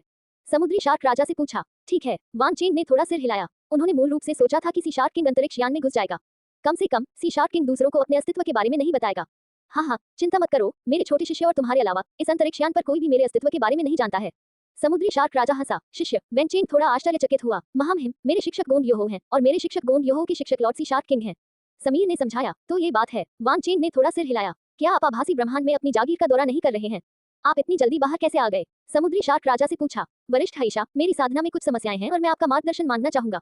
वान चेंग दिखावा नहीं कर रहे थे और उन्होंने सीधे तौर पर अपनी वापसी का उद्देश्य बताया। मूल गुप्त क्षेत्र में प्रवेश करते ही आपने साधना के बारे में सोचना शुरू कर दिया। आप वास्तव में मेहनती हैं। समुद्री शार्क राजा ने चिल्लाकर कहा। आपको कड़ी मेहनत करनी होगी। यदि आप कड़ी मेहनत नहीं करेंगे तो दूसरे लोग आपसे आगे निकल जाएंगे। वान चेंग ने मुस्कुराते हुए कहा। मास्टर महामहिम, कृपया चेक करें। समीर के थोड़ा झुकने के बाद वह चली गई। ठीक है, हम में से केवल 2 ही बचे हैं। तुम्हें जो भी पूछना है पूछो। मैं वादा करता हूँ कि मैं तुम्हें वह सब कुछ बताऊंगा जो मैं जानता हूँ। सी शार्क किंग ने सीधे कहा। ये सही है। वान चेंग ने संकोच नहीं किया। उसने सीधे सी शार्क किंग को अपनी योजना के बारे में बताया और उसे गुप्त पुस्तक चुनने में मदद करने के लिए कहा। उद्धरण चिन्ह उद्धरण चिन्ह। वान चेंग की बातें सुनकर सी शार्क किंग ने थोड़ा सिर हिलाया। एक पल सोचने के बाद उन्होंने आगे कहा। वर्षों से मैं अंतरिक्ष के नियमों में आपकी खामियों को इंगित करता रहा हूँ। मैं आपको अच्छी तरह से जानता हूँ और फिलहाल गुप्त पुस्तक चुनने में आपकी मदद करने में सक्षम हूँ। हाँ, वान चेंग ने सिर हिलाया। तार्किक रूप से कहें तो कानून के बारे में आपकी समझ को देखते हुए मुझे आपसे ये सवाल नहीं पूछना चाहिए, लेकिन आपके भविष्य के लिए मुझे अभी भी पूछना होगा। सी शार्क किंग ने कहा, और उसने संकोच नहीं किया और सीधे पूछा, भविष्य में क्या आप एक ही समय में समय और स्थान दोनों पथों पर चलने की योजना बना रहे हैं? सही, वान चेंग ने सीधे सिर हिलाया। क्या आप जानते हैं कि यदि आप एक चीज में माहिर हैं, तो आप तेजी से प्रगति करेंगे? समुद्री शार्क राजा से पूछा। वरिष्ठ हईशा, मुझे कुछ अहंकारपूर्ण कहने दो। जब तक मैं जीवित हूँ, मैं देर सबेर ये दो रास्ते अपनाऊंगी। फर्क सिर्फ इतना है कि देर सबेर। वान चेंग ने अपनी अभिव्यक्ति बदले बिना कहा, कितनी बड़ी महत्वाकांक्षा है। सी शार्क किंग ने वान चेंग की ओर देखा। वह वान चेंग के लहजे और आंखों से बता सकता था कि वान चेंग ने जो कहा वह सिर्फ एक आकस्मिक टिप्पणी नहीं थी। इसमें वान चेंग का महान विश्वास और इच्छाशक्ति निहित थी। मेरी कोई बड़ी महत्वाकांक्षा नहीं है जो मेरी प्रतिभा के अनुरूप नहीं है। वान चेंग हंसे, अपनी प्रतिभा के साथ आप वास्तव में ये कहने के योग्य हैं? सी शार्क किंग ने अपना सिर थोड़ा हिलाया। ठीक है, मैं आपको पहले अंतरिक्ष संबंधित रहस्यों के कुछ संस्करणों के बारे में बताऊंगा। जहां तक समय संबंधी रहस्यों की बात है, मुझे अपने शिक्षक से पूछना होगा और फिर आपको बताना होगा। मूल गुप्त क्षेत्र का सदस्य बनने के लिए आपके पास 100,000 सक्रिय बिंदु हैं, है ना? समुद्री शार्क राजा से पूछा। ठीक है, वान चेंग ने थोड़ा सिर हिलाया। ये बहुत कम है। आपके स्तर के साथ ये बिंदु संभवतः आपको मूल बातें बनाने में मदद करने के लिए पर्याप्त हैं। यदि आप उच्च स्तरीय रहस्यों का आदान प्रदान करना चाहते हैं, तो आपको अधिक अंकों की आवश्यकता होगी। सी शार्क किंग ने कहा। कुछ। वान चेंग थोड़ा अवाक रह गए, लेकिन अपनी स्थिति को याद करने के बाद उन्होंने चुपचाप सिर हिलाया। दरअसल जीनियस वॉर शुरू होने से 3 साल पहले ही वह सभी समय और स्थान की नींव को समझ चुका था। हालांकि एकांत अभ्यास के कारण उनकी नींव अस्थिर थी, फिर भी कानूनों की उनकी समझ का स्तर वहां था। ब्रह्मांड स्तरीय मूल गुप्त क्षेत्र के सदस्यों की नींव रखने के लिए 1 लाख बिंदुओं का उपयोग किया जाता है, और वान चेंग के कानूनों की समझ संभवतः मूल गुप्त क्षेत्र के कई डोमेन लॉर्ड स्तर के सदस्यों की पहुंच से परे है। ये 1 लाख अंक वास्तव में पर्याप्त नहीं है, और यह कहा जा सकता है कि यह पर्याप्त से बहुत दूर है। लेकिन आपको इसके बारे में चिंता करने की जरूरत नहीं है। विशेष प्रतिभाओं के लिए विशेष प्रशिक्षण कार्यक्रम होने चाहिए। मैं इस मामले को जल्द से जल्द शीर्ष प्रबंधन को रिपोर्ट करूंगा। सी शार्क किंग ने कहा। तो फिर मुझे सीनियर सी शार्क किंग को परेशान करना होगा। वान चेंग ने कुछ आभार व्यक्त करते हुए कहा। उद्धरण चिन्ह उद्धरण चिन्ह। सी शार्क किंग के मार्गदर्शन में वान चेंग ने गुप्त पुस्तकें खरीदने के लिए 16 से अधिक अंक खर्च किए। सी शार्क किंग के अनुसार यदि वह इन गुप्त पुस्तकों को पूरी तरह से समझ सके, तो अंतरिक्ष के नियमों में वान चेंग की नींव वास्तव में पूर्णता तक पहुंच जाएगी। वान चेंग द्वारा इन गुप्त पुस्तकों को खरीदने के बाद सी शार्क किंग ने उसे अगले दिन फिर से पाया। पहले आप ब्रह्मांडीय स्तर तक पहुंचे और फिर मेरा अनुसरण करें आभासी ब्रह्मांड के लिए। मैं तुम्हें एक जगह ले जाऊंगा, सी शार्क किंग ने सीधे कहा। यह अच्छा है। सी शार्क किंग ने जो कहा उसे सुनने के बाद वान चेंग एक पल के लिए स्तब्ध रह गए, फिर सिर हिलाया। वान चेंग के लिए ब्रह्मांडीय स्तर तक पहुंचना मुश्किल नहीं था। उन्होंने थोड़ा समय लिया और तेजी से सफलता हासिल की। सी शार्क किंग को इससे कोई आश्चर्य नहीं हुआ। वान चेंग का दायरा इतना ऊंचा था कि वह आसानी से इसमें सफल हो सकते थे, भले ही उनकी विकासवादी प्रतिभा खराब हो। वान चेंग के टूटने के बाद सी शार्क किंग ने तुरंत वान चेंग को आभासी ब्रह्मांड में एक स्वतंत्र आयाम में ला दिया। यह विमान बहुत विशाल है। विमान के केंद्र में 3 बड़े पहाड़ हैं, और प्रत्येक पहाड़ की पहाड़ी पर कई बड़े पात्र हैं। स्वर्ग और पृथ्वी, शुरुआत मूल। वान चेंग ने 3 पहाड़ों की पहाड़ियों पर शब्दों को देखा। वह तुरंत समझ गया कि यह जगह कहाँ है। साथ ही उसे यह भी समझ में आ गया कि सी शार्क किंग उसे यहाँ किस लिए लाना चाहता है। यह विमान अभी अस्थायी रूप से बंद है, केवल आप और मैं ही यहाँ हैं, सी शार्क किंग ने कहा। फिर उसने पहाड़ी पर मूल शब्द वाले पहाड़ की ओर इशारा किया और कहा, उस पर्वत को मूर्टोंटियन पर्वत कहा जाता है। कंपनी के नियमों के अनुसार यदि ब्रह्मांड का कोई मुख्य सदस्य इस पर्वत की 3 कठिनाइयों को पार करता है, तो उसे दायरे के मास्टर स्तर तक पहुंचने पर 100 मिलियन अंक दिए जाएंगे। लेकिन अब यदि आप इसे पास कर लेते हैं, तो कंपनी आपको 100 मिलियन अंक पहले ही देगी। मूर्टोंटियन पर्वत। वान चेंग ने थोड़ा सिर हिलाया और फिर कहा, मुझे कोशिश करने दो। अपनी ताकत के साथ यदि आप सामान्य रूप से प्रदर्शन करते हैं, तो इस स्तर को पार करना मुश्किल नहीं होगा। कोई दबाव महसूस करने की कोई आवश्यकता नहीं है, सी शार्क किंग ने निर्देश दिया। मैं समझता हूँ। वान चेंग ने सिर हिलाया और फिर वह सीधे मूर्टोंटियन पर्वत की ओर उड़ गया। ब्रह्मांडीय स्तर का मूर्टोंटियन पर्वत। वान चेंग जल्दी से मूर्टोंटियन पर्वत की तलहटी में आ गया। इस वक्त यहाँ 3 शख्सियतें उनका इंतजार कर रही थीं। वान चेंग ने ध्यान से देखा, और निश्चित रूप से 3 आकृतियां उसकी स्मृति में समान थीं, एक मिनोटॉर, एक वानर पुरुष और एक आकर्षक सांप महिला। वान चेंग तेजी से उतरे। इस समय अपने कंधे पर एक बड़ी कुल्हाड़ी ले जाने वाला मिनोटॉर हंसा और बोला, अच्छा लड़का, तुम अंततः यहाँ हो। हम तीनों बहुत दिनों से तुम्हारा इंतजार कर रहे थे। ओह, क्या तुम्हें पता था कि मैं आ रहा था? वान चेंग ने धीरे धीरे आगे बढ़ते हुए पूछा। उच्च अधिकारियों ने हमें सूचित किया कि इस बार आपकी सफलता को गुप्त रखा जाना चाहिए। सांप वाली लड़की आकर्षक ढंग से मुस्कुराए और पूछा, छोटे लड़के, तुम में ऐसा क्या जादू है कि तुमने उच्च अधिकारियों से यह जगह सिर्फ तुम्हारे लिए सील करने को कहा? अगर आप इसे आजमाएंगे तो आपको पता चल जाएगा। वान चेंग थोड़ा मुस्कुराए। आप काफी आश्वस्त हैं। चलो, वानर आदमी ने कहा, और प्रकाश का एक चाप उसके चारों ओर चक्कर लगाने लगा। एक पल में वान चेंग की आकृति मौके से गायब हो गई। जब वह दोबारा प्रकट हुआ, तो वह पहले से ही 3 द्वारपालों के पीछे था। बिना किसी आश्चर्य के तीनों द्वारपाल नीचे गिर पड़े। मूर्टोंटियन पर्वत में पर्वत की तलहटी, मध्य और शीर्ष पर 3 द्वारपाल हैं। उनकी शक्ति और अधिक भयानक होती जा रही है। दूसरे शब्दों में, पहाड़ की तलहटी में 3 द्वारपाल सबसे कमजोर हैं।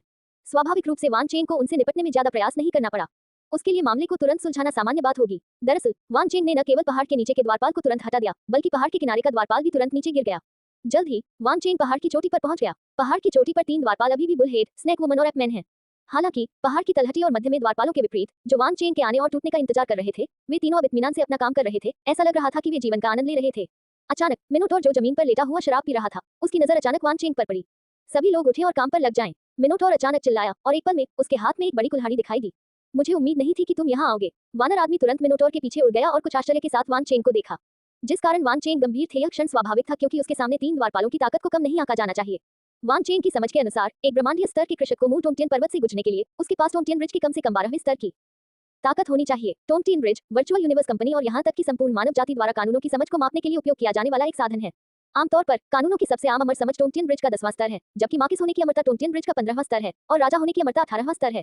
वान चेन को नहीं पता था कि वह टोंटियन ब्रिज के कितने स्तरों को पार कर सकता है, लेकिन उसकी याददाश्त के अनुसार अगर वह अंतरिक्ष की मूल बातें पूरी तरह से समझ लेता और उसके सार को समझ लेता तो उसके पास टोंटियन ब्रिज के 12वें स्तर की युद्ध शक्ति होती। वान चेन ने पहले ही अंतरिक्ष और समय की नींव को समझ लिया था, लेकिन वह उनके सार को पूरी तरह से नहीं समझ पाए थे, इसलिए उसकी ताकत कम हो गई थी। हालांकि पिछले कुछ वर्षों में वान चेन 2 प्रमुख कानूनों में प्रगति कर रहे थे और उनकी प्रगति तेज थी। ये सुधार उन कमियों को आसानी से दूर करने के लिए पर्याप्त थे और यहाँ तक कि टोंटियन ब्रिज की 12 मंजिलों की सीमा को भी पार कर गए। बेशक आश्वस्त होने का मतलब यह नहीं है कि वान चेन लापरवाह है। अंतिम 3 शक्तिशाली द्वारपालों का सामना करते हुए उसे स्वाभाविक रूप से बाहर जाना होगा, अन्यथा अगर कुछ गलत हो गया तो ये शर्मनाक होगा। छोटे लड़के, तुम इतने चिंतित क्यों हो? तुम पहले अपनी बहन के साथ क्यों नहीं खेलते? सांप वाली लड़की मुस्कुराई। उसका प्रतीत होने वाला कोमल स्वर इस समय सबसे भयानक विष बन गया। गुंजन। एक पल में वान चेन का दिमाग एक गुंजन ध्वनि से भर गया। 3 द्वारपाल, मिनोटोर एक योद्धा था, वानर एक नियंत्रक था और स्नेक वुमन एक मायावी थी। वान चेन को सांप लड़की के गुप्त हमले की आशंका थी। एक क्षण में अनंत प्रकाश से चमकती एक दिव्य तलवार उसकी चेतना के समुद्र में संघनित हो गई। इस सांप लड़की का भ्रम निश्चित रूप से उस भ्रम से अनगिनत गुना अधिक मजबूत है जिसका सामना वान चेन ने पहले जीनियस लड़ाई में किया था, इसलिए जिस गति से स्वॉर्ड ऑफ द माइंड करती है वह भी बहुत धीमी है। तोड़ना। वान चेन ने अपने दिल में दहाड़ लगाई और उसकी इच्छा शक्ति जो ब्रह्मांड से भी आगे निकल गई, उसे मन की तलवार पर प्रदान किया गया। अंततः लाइट सेबर तेजी से नीचे गिर गया। एक पल में वान चेन की आंखों में स्पष्टता आ गई। इस समय प्रकाश का एक चाप और एक भयानक विशाल कुल्हाड़ी वान चेन के शरीर के पास आ रही थी और वान चेन ने तुरंत अपने हाथ उठाए। उछाल उछाल, 2 जोरदार धमाके हुए और अगले ही पल प्रकाश की चाप उड़ गई और विशाल कुल्हाड़ी जो सीधे उसकी ओर आ रही थी उसे वान चेन ने एक हाथ से पकड़ लिया। ये कैसे संभव है? मिनोटोर और एपमैन को बहुत झटका लगा। उनके हमलों को वास्तव में वान चेन ने एक हाथ से पकड़ा था। भाड़ में जाओ। वान चेन निर्दयी था। उसने सीधे अपनी मुट्ठी पर वुजियान शक्ति का इस्तेमाल किया और मिनोटोर को मुक्का मारा जो उसके करीब था। उछाल। एक पल में मिनोटोर की छाती पर एक बड़ा छेद दिखाई दिया। पुकारना। वान चेन की आकृति तुरंत गायब हो गई और अगले ही पल गंभीर अभिव्यक्ति के साथ वानर मानव का सिर सीधे गिर गया। आप जीतते हैं, सांप वाली महिला चिल्लाई, लेकिन वान चेन चुपचाप उसके पीछे आ गया और उसे सीधे मार डाला। ये नागन्या बहुत चालाक थी। वह स्पष्ट रूप से वान चेन पर फिर से भ्रम फैलाने का अवसर तलाश रही थी, लेकिन उसने आत्मसमर्पण करने का नाटक किया। वान चेन भी डोमेन के बाहर युद्ध के मैदान में एक अनुभवी सेनानी थे, इसलिए स्वाभाविक रूप से वह उन्हें यह अवसर नहीं देंगे। जितना मैंने सोचा था यह उससे कहीं अधिक सरल है। वान चेन पहाड़ की चोटी पर खड़े होकर थोड़ा भावुक महसूस कर रहे थे। वर्षों तक लगातार किया गया प्रशिक्षण व्यर्थ नहीं गया। उन्होंने ब्रह्मांड स्तर के मूल टोंटियन पर्वत को आसानी से पार कर लिया। अधिक देर तक पहाड़ की चोटी पर रुके बिना वान चेन तेजी से नीचे की ओर उड़ गया। बधाई हो, आप सफल हुए। सी शार्क किंग को आश्चर्य नहीं हुआ कि वान चेन ब्रह्मांड स्तर के मूल टोंटियन पर्वत को पार कर गया था। वह इतने लंबे समय से वान चेन के साथ था, इसलिए वह स्वाभाविक रूप से जानता था कि वान चेन कितना मजबूत था। वरिष्ठ हाइशा, मैंने अभी 3 द्वारपालों से सुना है कि मूल टोंटियन पर्वत में मेरा प्रवेश गुप्त रखा जाना चाहिए। वान चेन ने पूछा। हाँ, सी शार्क किंग ने थोड़ा सिर हिलाया और फिर उसने जारी रखा, आप अभी तक नहीं जानते होंगे, यह मूल टोंटियन पर्वत एक स्मारक है। अनगिनत वर्षों से पूरी मानव जाति में केवल कुछ ही लोग हैं जो ब्रह्मांड स्तर के मूल टोंटियन पर्वत से गुजर सकते हैं। आप अभी अभी हमारी आभासी ब्रह्मांड कंपनी में शामिल हुए हैं और आप मूल टोंटियन पर्वत से गुजरे हैं। ये खबर लीक नहीं होनी चाहिए। मैं समझता हूँ। वान चेन ने थोड़ा सिर हिलाया। वान चेन ने थोड़ा सिर हिलाया। दरअसल उन्हें इस मामले की कोई परवाह नहीं थी। मान सम्मान आदि सब मिथ्या है, केवल सच्ची ताकत ही असली है। वर्चुअल यूनिवर्स कंपनी का कदम बिल्कुल वही था जो वान चेन चाहते थे। ब्रह्मांड का सच्चा समाधान। वान चेन और सी शार्क किंग तुरंत टोंटियन माउंटेन विमान से बाहर निकल गए और बाहर निकलने के बाद वान चेन को जल्द ही वर्चुअल यूनिवर्स कंपनी से एक ईमेल अनुस्मारक प्राप्त हुआ। 100 मिलियन अंक आ गए। एक क्षण बाद वर्चुअल यूनिवर्स कंपनी के मुख्यालय की ओर जा रहे अंतरिक्षयान पर सी शार्क किंग ने कुछ भावुकता के साथ वान चेन को देखा। उन्होंने कहा, 100 मिलियन अंक, ये निस्संदेह एक बड़ी संख्या है। आप उन्हें कुछ समय के लिए अभ्यास करने के लिए उपयोग कर सकते हैं। ये कहा जा सकता है कि यह पर्याप्त से अधिक है। अगला, मैं सीनियर हाइशा को उसके मार्गदर्शन के लिए परेशान करना जारी रखूंगा। वान चेन ने कहा, चिंता मत करो, मैंने पहले ही अपने शिक्षक से पूछ लिया है। सी शार्क किंग ने संकोच नहीं किया। उसने सीधे कहा, मेरे शिक्षक डार्क लॉर्ड ने भी आपकी लड़ाई देखी है। कुल 21 गुप्त मैनुअल हैं जिनकी मेरे शिक्षक ने आपको सिफारिश की है। जब वान चेन ने सी शार्क किंग को ये कहते हुए सुना कि उनके शिक्षक आदरणीय मिंगोन थे, तो वह थोड़ा चौंक गए। हालांकि जब सी शार्क किंग ने उन गुप्त पुस्तकों के नामों का उल्लेख करना शुरू किया, तो वान चेन ने अस्थायी रूप से अपने आश्चर्य को दबा दिया और उन्हें गंभीरता से याद करना शुरू कर दिया। इन गुप्त पुस्तकों को भुनाने के लिए आपको कुल मिलाकर लगभग 50,000 अंक चाहिए। समुद्री शार्क राजा ने कहा, अंतरिक्ष से संबंधित उन गुप्त पुस्तकों के साथ जिनकी मैंने आपको पहले अनुशंसा की थी, मूल गुप्त क्षेत्र का सदस्य बनने के लिए आपको आवश्यक 100,000 सक्रियण बिंदुओं का उपयोग करना होगा। जहां तक आपके 100 मिलियन अंकों का सवाल है, एक पल सोचने के बाद सी शार्क किंग ने जारी रखा, एक गुप्त पुस्तक है जिसका नाम the true explanation of the universe है। आप पहले 3 खंडों का आदान प्रदान करने का प्रयास कर सकते हैं। यदि आप कंपनी मुख्यालय में जाने पर 3 वर्षों के भीतर इन 3 खंडों में से अधिकांश को समझ सकते हैं, तो आप पहले 5 खंडों का आदान प्रदान जारी रख सकते हैं। यदि आपको लगता है कि यह ब्रह्मांड की सच्ची व्याख्या कठिन है, तो आप the origin of time and space के पहले 6 खंडों का आदान प्रदान कर सकते हैं। ब्रह्मांड का सच्चा समाधान। वान चेन ने थोड़ा सिर हिलाया। जब वह पहले समय और स्थान पर गुप्त पुस्तकें ब्राउज कर रहे थे, तब उन्होंने गुप्त पुस्तक the origin of time and space देखी थी। The origin of time and space कई गुप्त पुस्तकों में शीर्ष पर है और मुझे लगता है कि यह उनमें से सर्वश्रेष्ठ होनी चाहिए। लेकिन वान चेन ने इस ब्रह्मांड की सच्ची व्याख्या को नहीं देखा। बेशक आदरणीय मिंगोन के सुझाव के अनुसार ब्रह्मांड की सच्ची व्याख्या का स्तर शायद समय और स्थान की उत्पत्ति से अधिक है, अन्यथा आदरणीय मिंगोन ने इसे वान चेन की पहली पसंद के रूप में नहीं चुना होता। मैं आपको याद दिलाता हूँ, जिद्दी बनने की कोशिश मत करो। यदि आप खुद को समझने के लिए मजबूर करते हैं, तो आप केवल खुद को देरी करेंगे। सी शार्क किंग ने याद दिलाया, चिंता मत करो सीनियर हाइशा, मैं समझता हूँ। वान चेन ने तुरंत सिर हिलाया और सहमति व्यक्त की। वान चेन उतना मूर्ख नहीं है। वह निश्चित रूप से सिर्फ दिखावे के लिए ऐसी बात समझने के लिए खुद को मजबूर नहीं करेगा। सी शार्क किंग के साथ बातचीत करने के बाद वान चेन फिर से आभासी ब्रह्मांड में लॉग इन हुए और युक्सियांग पर्वत के मूल गुप्त क्षेत्र में आए। समय और स्थान के रहस्यों पर फिर से क्लिक करके वान चेन ने फिर ब्रह्मांड की सच्ची व्याख्या की खोज की। जल्द ही वान चेन के सामने वर्चुअल स्क्रीन पर टेक्स्ट की पंक्तियां दिखाई देने लगी। कुल 12 खंड। वान चेन ने गुप्त पुस्तक में खंडों की संख्या को देखा और फिर उसने इसकी कीमत को देखा।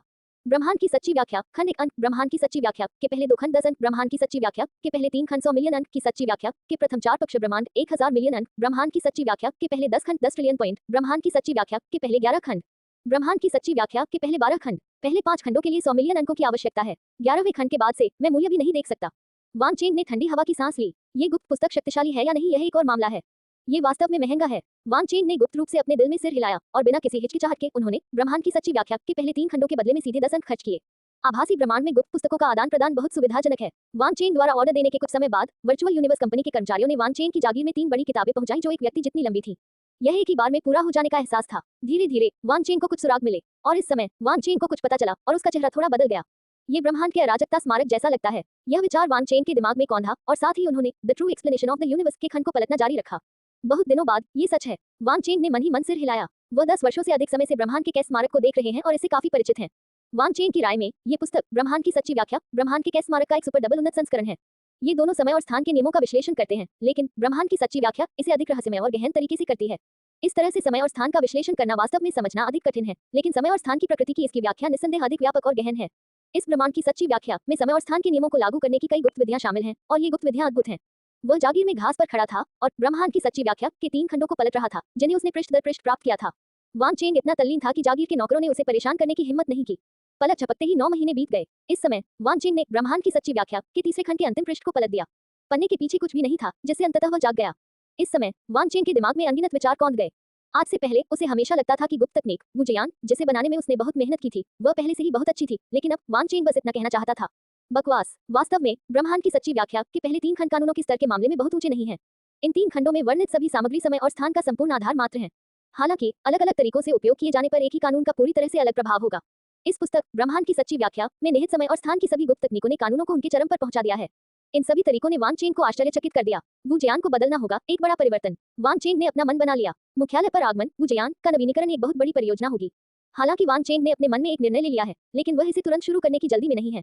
वरिष्ठ हईशा ने कहा कि अगर मैं the true explanation of the universe के पहले 3 खंडों को 3 साल के भीतर समझ सकता हूं, तो मैं पहले 5 खंडों का आदान प्रदान जारी रख सकता हूं, लेकिन केवल 9 महीने ही बीते हैं। वान चेन को थोड़ा असहज महसूस हुआ। वह जानता था कि वह ब्रह्मांड की सच्ची व्याख्या के सभी 3 खंडों को इतनी जल्दी समझ सका क्योंकि वह ब्रह्मांडीय अराजकता स्मारक को समझ रहा था, जिसका मूल लगभग ब्रह्मांड की सच्ची व्याख्या के समान ही था।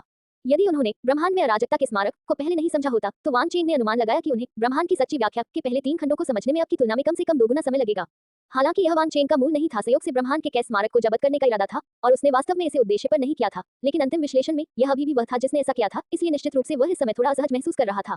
पहले 5 खंडों का आदान प्रदान करने में कोई जल्दी नहीं है। बेहतर होगा कि मैं उन समय और स्थान रहस्यों का अध्ययन करूं जो मेरे बुनियादी ज्ञान की पूर्ति कर सकते हैं, वान चेन ने सोचा और उसने अपने दिल में एक निर्णय लिया।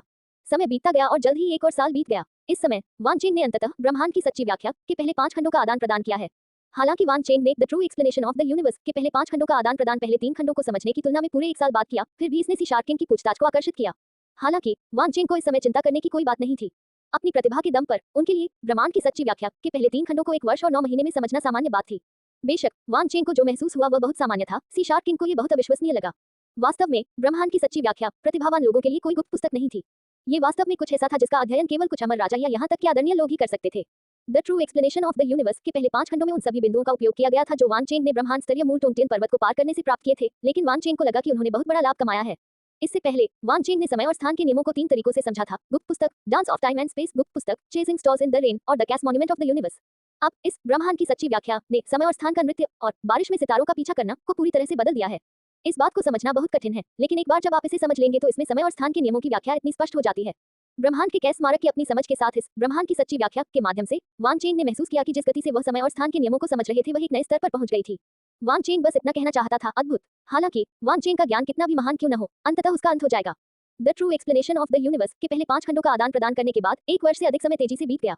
इस समय वान चेन को क्यूलॉन स्टार पर जहाज पर चढ़े हुए 3 साल से अधिक समय बीत चुका था। अंधेरे ब्रह्मांड को छोड़ने के बाद अंतरिक्षयान अभी भी वर्चुअल यूनिवर्स कंपनी के मुख्यालय से दसियों अरब किलोमीटर दूर था।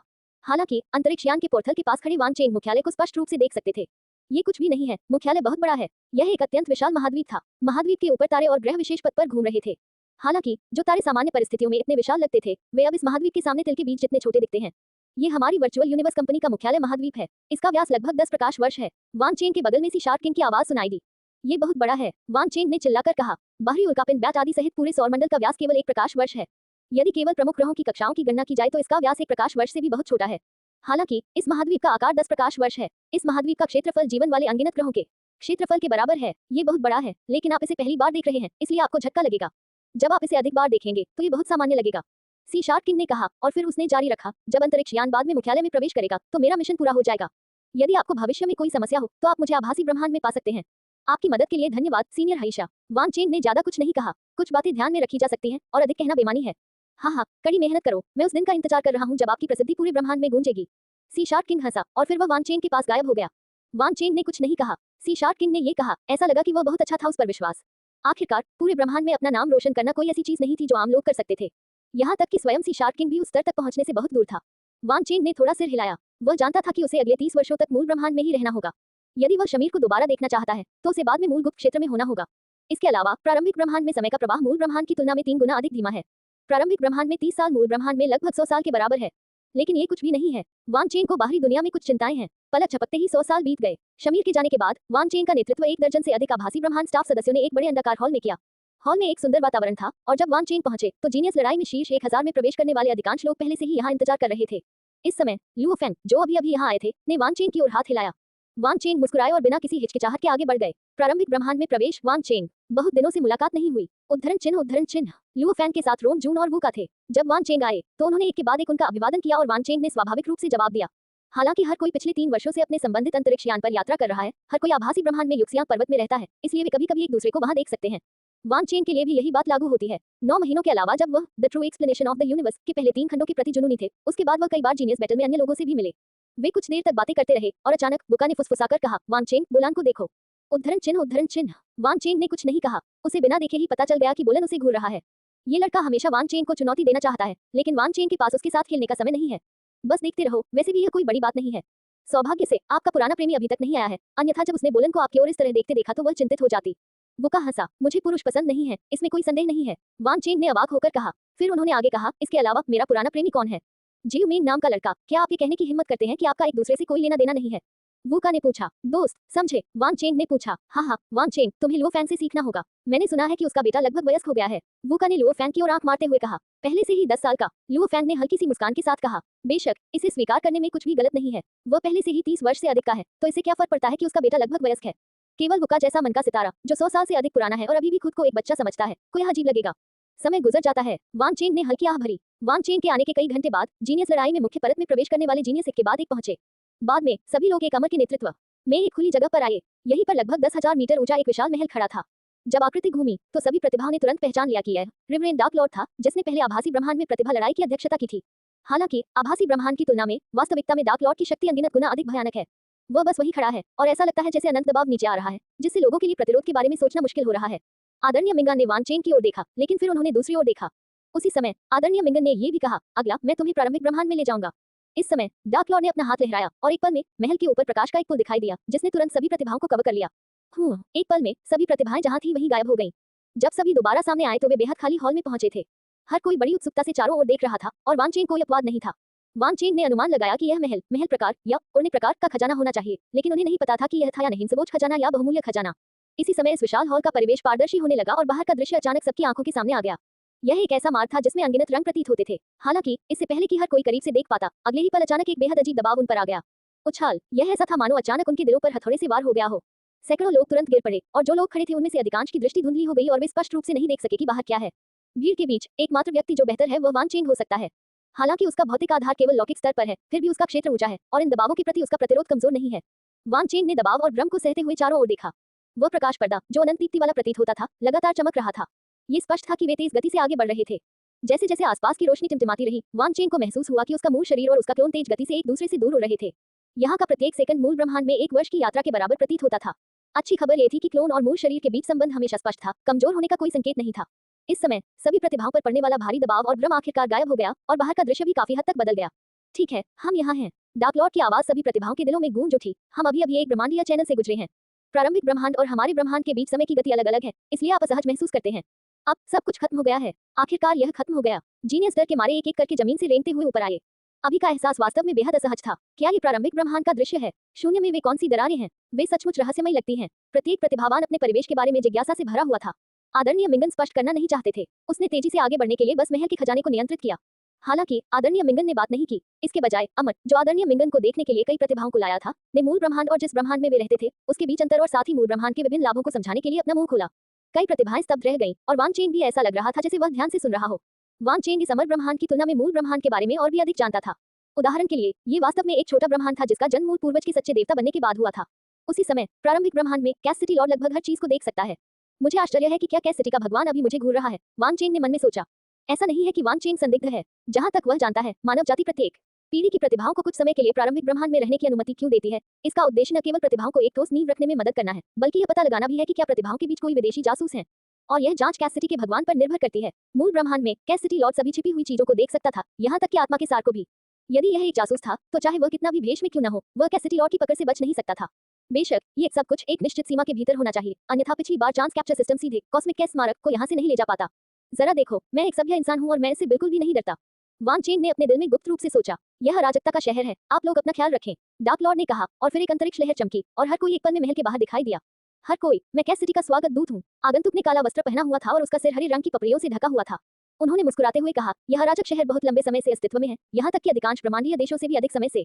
अब इसे virtual universe company, joint x fighting Arena, universe Galaxy bank, universe first bank और द्वारा संयुक्त रूप से प्रबंधित किया जाता है। Universe mercenary alliance. यहाँ स्वागत दूत ने अंततः इस कैस सिटी के मुख्य बिंदु का उल्लेख किया, जो कि 52 कैस स्मारक हैं। 52 अराजकता स्मारक। कहने का तात्पर्य यह है कि चांस कैप्चर सिस्टम द्वारा यूनिवर्स कैस स्मारक को ले जाने के बाद कैस सिटी लॉर्ड ने एक और स्मारक बनाया। वान चेन ने राहत की सांस ली। उन्होंने बहुत सारे अवसरों पर कब्जा कर लिया था, लेकिन जिस समय उन्होंने कैस स्मारक पर कब्जा किया, वह एकमात्र समय था जब उन्हें लगा कि उन्होंने गलत चीज पर कब्जा कर लिया है।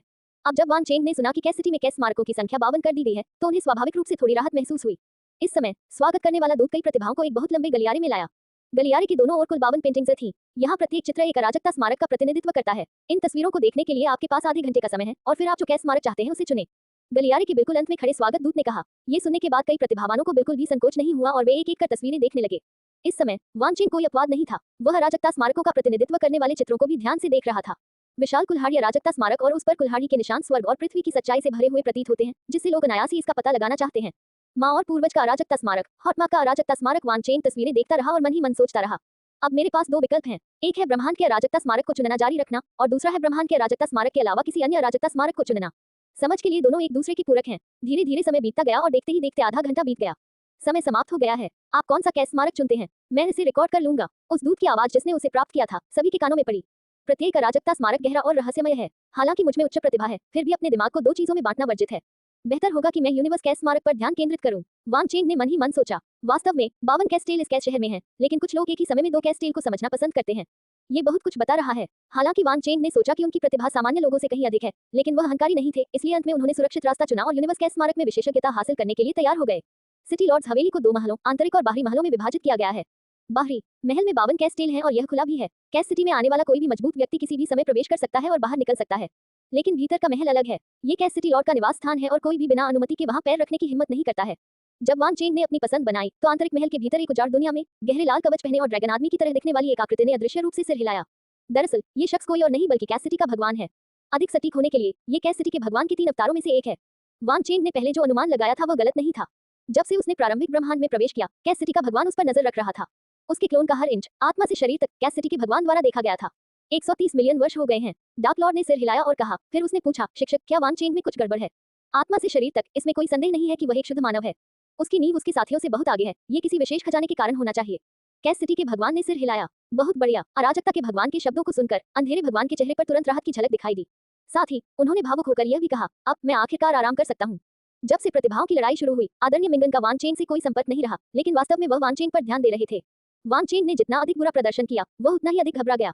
शिक्षक, हमें वान चेन को कैसे प्रशिक्षित करना चाहिए? आदरणीय मिंगन ने पूछा। शिष्य समझता है। मिंगन ने तुरंत सिर हिलाया। उद्धरण चिन्ह, उद्धरण चिन्ह। ज्ञानोदय कैस सिटी में प्रवेश करने वाले कई प्रतिभाओं को कैस स्मारक को समझने का मौका दिया गया था, इसलिए दूसरी तरफ वान चेन ने कैस स्मारक को चुनने के बाद फिर कॉस्मिक कैस स्मारक को समझने की व्यवस्था की गई। जब आप कैस सिटी में कैस स्मारक को समझते हैं, तो आप इसे जब चाहे तब नहीं समझ सकते हैं, नहीं जब तक आप चाहे तब तक इसे समझ सकते हैं। वास्तव में अराजकता स्मारक को समझने के लिए न केवल कतार में लगना पड़ता है, बल्कि प्रत्येक व्यक्ति इसे एक समय में केवल 7 दिनों तक ही समझ सकता है। एक बार समय पूरा हो जाने पर उन्हें चले जाना चाहिए। 1000 से अधिक प्रतिभाओं ने प्रत्येक ने एक कैस स्मारक चुना। कुछ लोग भाग्यशाली थे और उनके द्वारा चुने गए अराजकता स्मारक में एक खाली जगह थी, इसलिए वे तुरंत ध्यान करना शुरू कर सकते थे। अन्य लोग बदकिस्मत थे और दूसरों के ध्यान समाप्त करने के बाद ही जा सकते थे। वान चेंग उन भाग्यशाली लोगों में से एक था। उस समय यूनिवर्स के स्मारक पर कोई नहीं था, इसलिए स्वाभाविक रूप से उसे तुरंत वहां जाने की व्यवस्था की गई थी। इस समय वान चेंग एक विशाल गलियारे के साथ आगे बढ़ रहा था जो 100 मीटर से अधिक ऊंचा था। उसके बगल में ऊंचे कांस्य दरवाजे थे और प्रत्येक कांस्य दरवाजे पर संबंधित के स्मारक का नाम था। मदर ड्रैगन वॉक, विशालकाय कुल्हाड़ी। जिस बात ने वान चेंग का सबसे अधिक ध्यान आकर्षित किया वह ये थी कि प्रत्येक दरवाजे के सामने एक बूढ़ा आदमी खड़ा था और इन बूढ़े लोगों की शक्ल और आभा बिल्कुल एक जैसी थी। वान चेंग को पता था कि यह एक ब्रह्मांडीय गुरु था जिसके पास एक विशेष क्लोन तकनीक थी। उनकी क्लोन तकनीक कुछ हद तक वान चेंग की क्लोन तकनीक के समान थी। बेशक वान चेंग अधिकतम 10,081 क्लोन बना सकता है, जो निश्चित रूप से मात्रा के मामले में बूढ़े आदमी को कुचल देगा। हालांकि इस तथ्य को देखते हुए कि यह बूढ़ा व्यक्ति क्रमशः 52 अराजकता स्मारकों की सुरक्षा के लिए 52 क्लोनों का उपयोग कर सकता है, उसके सभी क्लोन बेहद शक्तिशाली होने चाहिए। वान चेंग के विपरीत उसका क्लोन उसकी अपनी आत्मा और शक्ति को विभाजित कर रहा है। बेशक वान चेंग की क्लोन तकनीक सबसे जादुई है। आप जानते हैं, वान चेंग ने बड़ी संख्या में क्लोन बनाए और ये क्लोन एक दूसरे की यादों से जुड़ते हुए अपनी चेतना बनाए रख सकते हैं। ये बिल्कुल अविश्वसनीय है। यह इस क्लोन तकनीक के कारण ही है कि वान चेंग के पास एक ही समय में इतने सारे क्लोन उसकी खेती में सहायता कर सकते हैं।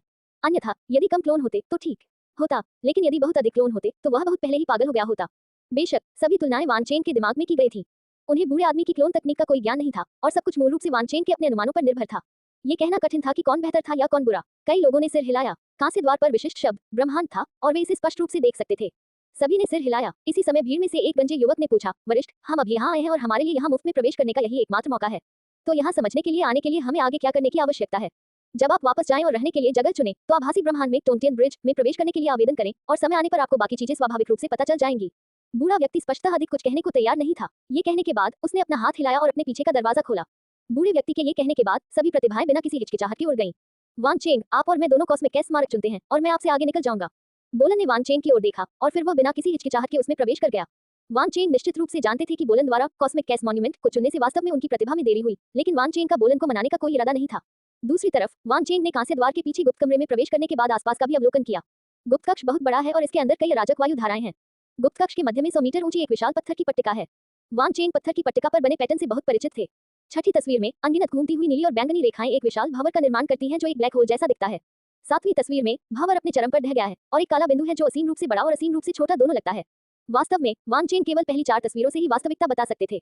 जहां तक पिछली 3 तस्वीरों की बात है, हालांकि वह उन्हें कई वर्षों से देख रहा था, फिर भी वह उनका स्पष्ट वर्णन नहीं कर सका। उद्धरण चिन्ह गूंजती आवाज ने सभी को अनिच्छा से खड़े होकर चलने पर मजबूर कर दिया कांस्य द्वार से बाहर। जब तक हम गुप्त कक्ष से बाहर नहीं निकले तब तक अंततः सभी ध्वनियां गायब हो गईं। यह आत्मा बुलावा है। वान चेंग अवाक थे। इस समय उसने थोड़ा अनिच्छुक महसूस करते हुए बंद किए गए कांस्य दरवाजे को देखा। हाँ, मैं जाने को बर्दाश्त नहीं कर सकता। वान चेंग ने पाया कि ब्रह्मांड के कैस स्मारक के बारे में उनकी समझ का प्रभाव उस समय की तुलना में बहुत बेहतर था जब उन्होंने इसे उस स्थान पर समझा था जिससे उनकी चेतना जुड़ी हुई थी, या दूसरे शब्दों में दोनों एक ही स्तर पर बिल्कुल नहीं थे। हालांकि वान चेंग को इसके पीछे का कारण नहीं पता, लेकिन ये सच है। मुझे यहाँ आने के लिए और अवसर तलाशने होंगे। इस समय वान चेंग ने गुप्त रूप से भगवान को धन्यवाद दिया कि उन्होंने दूसरों के बजाय कॉस्मिक कैस स्मारक को चुना, अन्यथा उन्हें बहुत सारा पैसा खोना पड़ता। एक क्षण बाद वान चेंग ने सिटी लॉर्ड्स मैंशन छोड़ दिया। जैसे ही वह रहने के लिए जगह ढूंढने ही वाला था, अचानक उसके दिल में एक आवाज गूंजी, वान चेंग, मेरे पास आओ। प्रशिक्षण योजना, ये कैसी आवाज है? वान चेंग रुक गए और तुरंत पहचान गए कि यह आदरणीय मिंगान की आवाज थी। कोई भी मुझे सीधे गिरफ्तार करने के लिए नहीं आया और आदरणीय मिंगन ने मुझसे सीधे मुलाकात भी की। क्या मैंने परीक्षा उत्तीर्ण की? वान चेंग ने सोचा और उसे राहत महसूस हुई। हालांकि यह सच है कि वह एक शुद्ध इंसान है और उसके मन में कोई अन्य विचार नहीं है। आखिरकार वह सिर्फ एक क्लोन है और उसके पलट जाने की संभावना मौजूद है। आदरणीय मिंगन ने विशिष्ट स्थान नहीं बताया, लेकिन वान चेंग ने आवाज के हल्के मार्गदर्शन का पालन किया और जल्द ही एक हवेली में पहुंचे। लगभग एक क्षण बाद वान चेंग ने स्वागत कक्ष में आदरणीय मिंगन से मुलाकात की। इस समय आदरणीय मिंगन ने अपनी आभा को नियंत्रित कर लिया था। काली धुंध से भरी उसकी आंखों और डर की अमित भावना को छोड़कर उसके शरीर पर आभा उतनी डरावनी नहीं थी जितनी तब थी जब वान चेंग ने उसे प्रारंभिक ब्रह्मांड के बाहर देखा था। आपका महामहिम। वान चेंग थोड़ा झुके। बैठो। आदरणीय मिंगन ने वान चेंग को बैठने का इशारा किया। वान चेंग ने कुछ नहीं कहा और वह जल्दी से बैठ गया। वान चेंग, मैं अनगिनत वर्षों से वर्चुअल यूनिवर्स कंपनी के मामलों का प्रभारी रहा हूँ। ये पहली बार है जब मैंने आप जैसा प्रतिभाशाली व्यक्ति देखा है। आदरणीय मिंगन ने धीरे से कहा। प्रशंसा के लिए धन्यवाद महामहिम। वान चेंग ने ज्यादा कुछ नहीं कहा क्योंकि वह जानते थे कि आदरणीय मिंगान से और भी बहुत कुछ आना बाकी था। हालांकि सर्वश्रेष्ठ प्रतिभाओं को भी विकसित होने की जरूरत है और आप कोई अपवाद नहीं है। आदरणीय मिंगन ने सीधे कहा, हमारी वर्चुअल यूनिवर्स कंपनी ने अनगिनत वर्षों में प्रतिभाओं को विकसित करने के लिए एक संपूर्ण प्रणाली बनाई है। तथ्यों ने साबित कर दिया है कि यह प्रणाली प्रतिभाओं के विकास में बहुत मददगार है। आप एक अभूतपूर्व प्रतिभा हैं, लेकिन ये प्रणाली अभी भी आपके लिए उपयुक्त है। बेशक आपकी अपनी विशेषताएं भी हैं, इसलिए मैंने मूल प्रशिक्षण प्रणाली के आधार पर आपके लिए कुछ संशोधन किए हैं। विकास प्रणाली संशोधन। वान चेंग ने पूछा। मैंने इसे आपके पास भेज दिया है, अब आप इसे देख सकते हैं। यदि आपके कोई प्रश्न हैं तो आप उन्हें अभी पूछ सकते हैं या मुझसे पूछ सकते हैं। आदरणीय मिंगन ने सीधे कहा। इस समय वान चेंग की सहायक खुफिया ने उन्हें याद दिलाया कि उन्हें एक ईमेल प्राप्त हुआ था। ईमेल ने सबसे पहले प्रतिभाशाली लोगों को प्रशिक्षण देने के लिए वर्चुअल यूनिवर्स कंपनी की प्रणाली की शुरुआत की।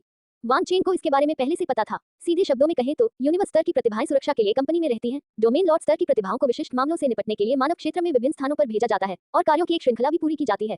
रियलम लॉर्ड स्तर की प्रतिभाओं को डोमेन के बाहर युद्ध के मैदान में खुद को निखारना होगा और पर्याप्त सैन्य योग्यताएं जमा करनी होंगी।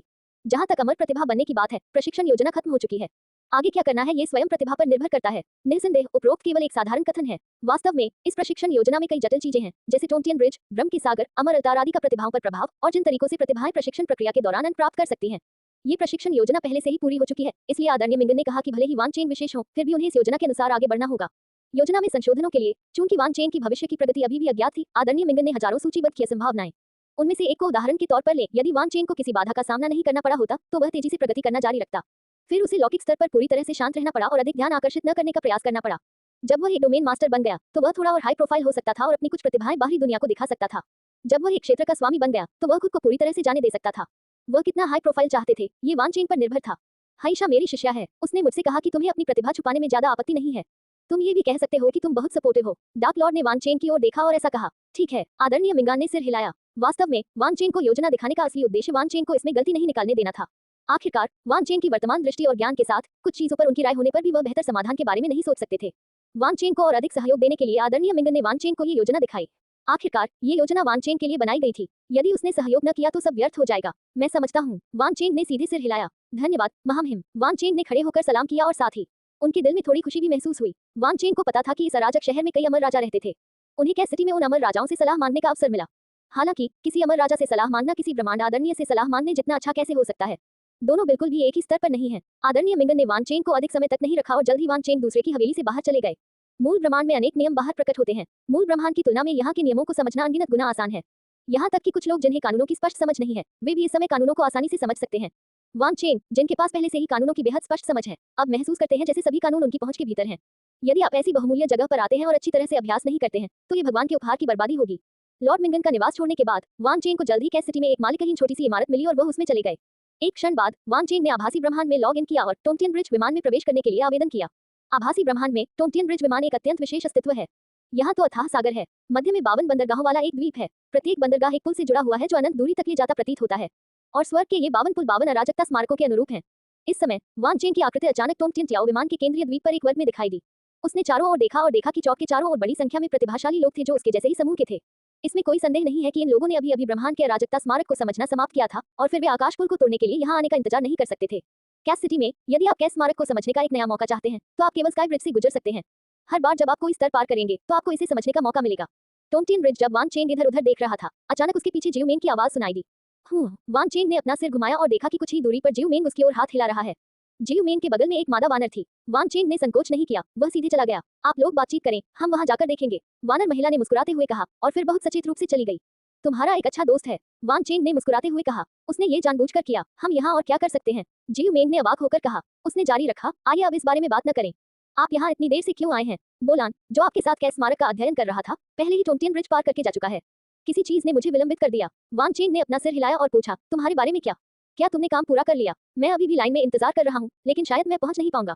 जियोमेन ने असहाय होकर कहा, इतने सारे लोग स्काई ब्रिज से गुजरने की कोशिश कर रहे हैं, लेकिन अंत में केवल बोलन ही सफल हुआ और वह एक ही बार में 2 स्तरों से गुजर गया। इतना खराब भी नहीं। वैन चेन ने थोड़ा सिर हिलाया। उद्धरण चिन्ह उद्धरण चिन्ह। क्या आप इस टोंटियन ब्रिज के पुरस्कारों को जानते हैं? हर बार जब हम टोंटियन ब्रिज के एक स्तर को पार करते हैं तो हमें कैस स्मारक को समझने का एक नया अवसर मिलेगा और पॉइंट पुरस्कार भी हैं। हमारे ब्रह्मांड में हमें टोंटियन ब्रिज के पहले स्तर को पार करने के लिए 100 अंक मिलते हैं, दूसरे स्तर के लिए 200, तीसरे स्तर के लिए 400 और इसी तरह। लेकिन यहाँ पॉइंट इनाम 10 गुना है। जियोमेन ने बिंगफेन कैस स्मारक को चुना, इसलिए स्वाभाविक रूप से उसे बिंगफेन स्काई ब्रिज को पार करना पड़ा। परिणाम अप्रत्याशित नहीं था। अंदर जाने के कुछ देर बाद जियोमेन बाहर आई। ये वास्तव में बहुत कठिन है। मुझे लगता है कि मैंने पिछले 3 वर्षों में बहुत प्रगति की है, लेकिन मैं उसके मुकाबले बिल्कुल भी नहीं हूँ। जियोमेन ने अपने चेहरे पर अप्रिय भाव लाते हुए कहा, चिंता मत करो, ये कैस सिटी खेती के लिए एक खजाना भूमि है। यदि आप शांत हो जाते हैं और अभ्यास करते हैं तो आप देर सवेर इसे हासिल करने में सक्षम होंगे। वान चेन ने सांत्वना दी, मैं करूंगा। जियोमेन ने थोड़ा सिर हिलाया और फिर उसने पूछा, तुम्हारे बारे में क्या? क्या अब तुम्हारी बारी है? वहां लगभग वान चेन ने अपनी सहायक खुफिया जानकारी मांगी और तब वान चेन को पता चला कि उसके सामने केवल एक ही व्यक्ति बचा था।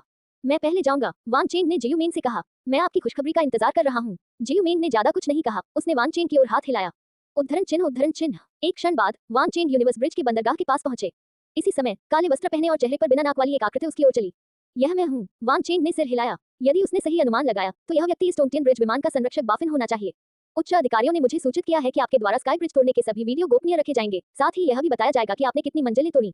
बाफिन फुसफुसाए, उच्च अधिकारियों ने मुझसे ये बताने के लिए कहा कि आप बिना किसी चिंता के आगे बढ़ सकते हैं। मैं समझता हूँ, वान चेन ने थोड़ा सिर हिलाया। दरअसल उन्होंने इस मामले को लॉर्ड मिंगन की प्रशिक्षण योजना में पहले ही देख लिया था, अन्यथा वह इस समय सीधे यहाँ नहीं आते। आखिरकार यदि उसके ओवरपास में घुसने के वीडियो को गोपनीय नहीं रखा जा सका तो क्या खुद को छिपाने के उसके सभी पिछले प्रयास व्यर्थ नहीं हो जाएंगे। वान चेन को बहुत लंबा इंतजार नहीं करना पड़ा। आखिरी प्रतिभाशाली व्यक्ति जिसने टोंटियन ब्रिज को तोड़ने की कोशिश की वह निराश होकर बाहर चला गया। साफ था कि उसे बहुत जोर से मारा गया था। इस समय बाफिन, जो बहुत दूर नहीं था, ने वान चेन को बंदरगाह में उड़ते हुए देखा और उसके चेहरे पर जिज्ञासा का संकेत दिखाई दिया। उच्च अधिकारियों ने मुझे वान चेन के स्तरों को तोड़ने के सभी वीडियो को सील करने का आदेश दिया और मुझसे ये भी कहा कि मैं उसे बिना किसी चिंता के इस आदमी के पास से गुजरने के लिए कहूं। उसके बारे में इतना जादुई क्या है? बाफिन ने निश्चित रूप से इस प्रतिभाशाली युद्ध में प्रथम वान चेन के बारे में सुना था, जो बोलन से कहीं अधिक राक्षसी था।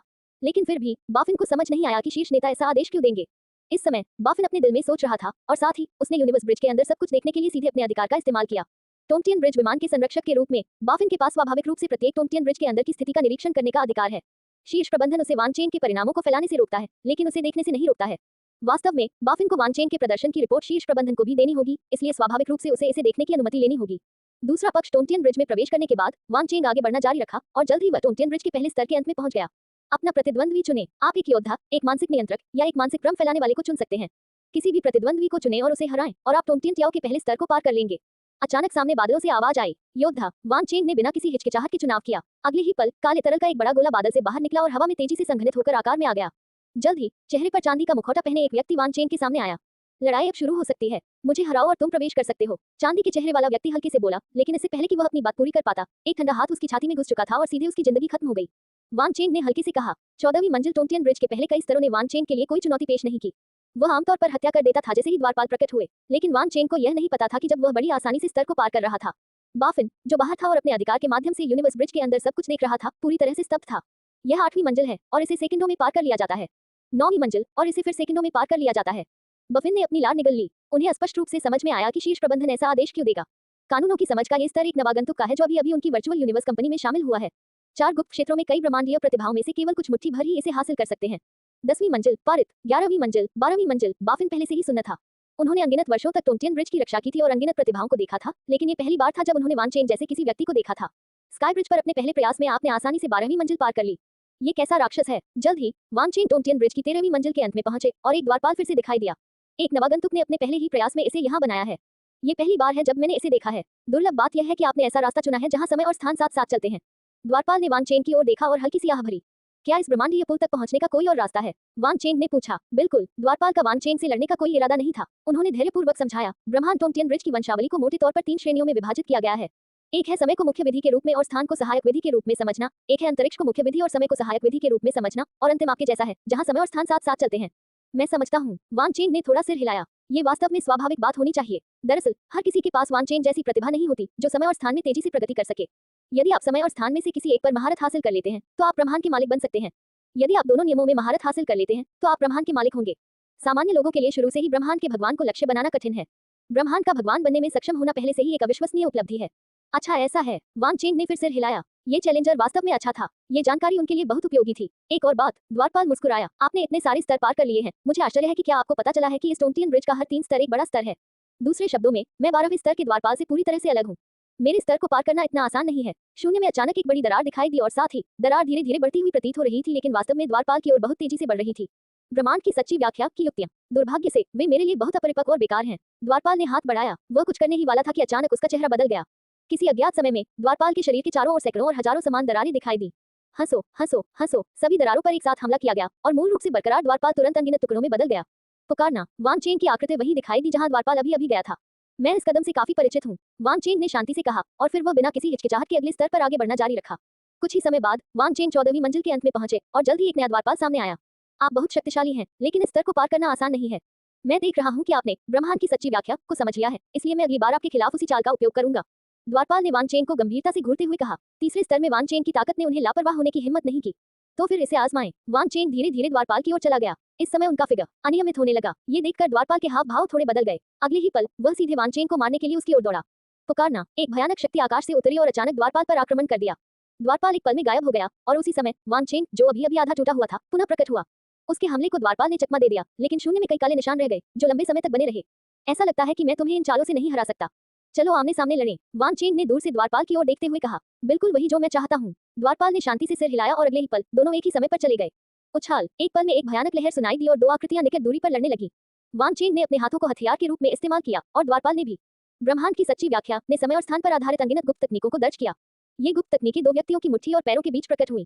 समय विकृत हो गया और स्थान छिन्न भिन्न हो गया। उछाल उछाल उछाल। वान चेन की शक्ति स्पष्ट रूप से अधिक भयानक थी। उसने द्वारपाल को सामने से कुचल दिया। हालांकि द्वारपाल सतह पर नुकसान में था, फिर भी वह पराजित रहा, मानो चाकू की धार पर नाच रहा हो। चाहे वान चेन ने अपनी शक्ति कितनी भी बढ़ा ली हो, वह इस लचीले द्वारपाल को कुछ नहीं कर सका। कानूनों के बारे में आपकी समझ काफी ऊंची है। मेरे लिए इस स्तर को पार करना आसान होना चाहिए, लेकिन आपकी नींव पर्याप्त नहीं है। द्वारपाल हंसा। आपको वापस जाना चाहिए और वापस आने से पहले अपने बुनियादी काम पूरे कर लेने चाहिए।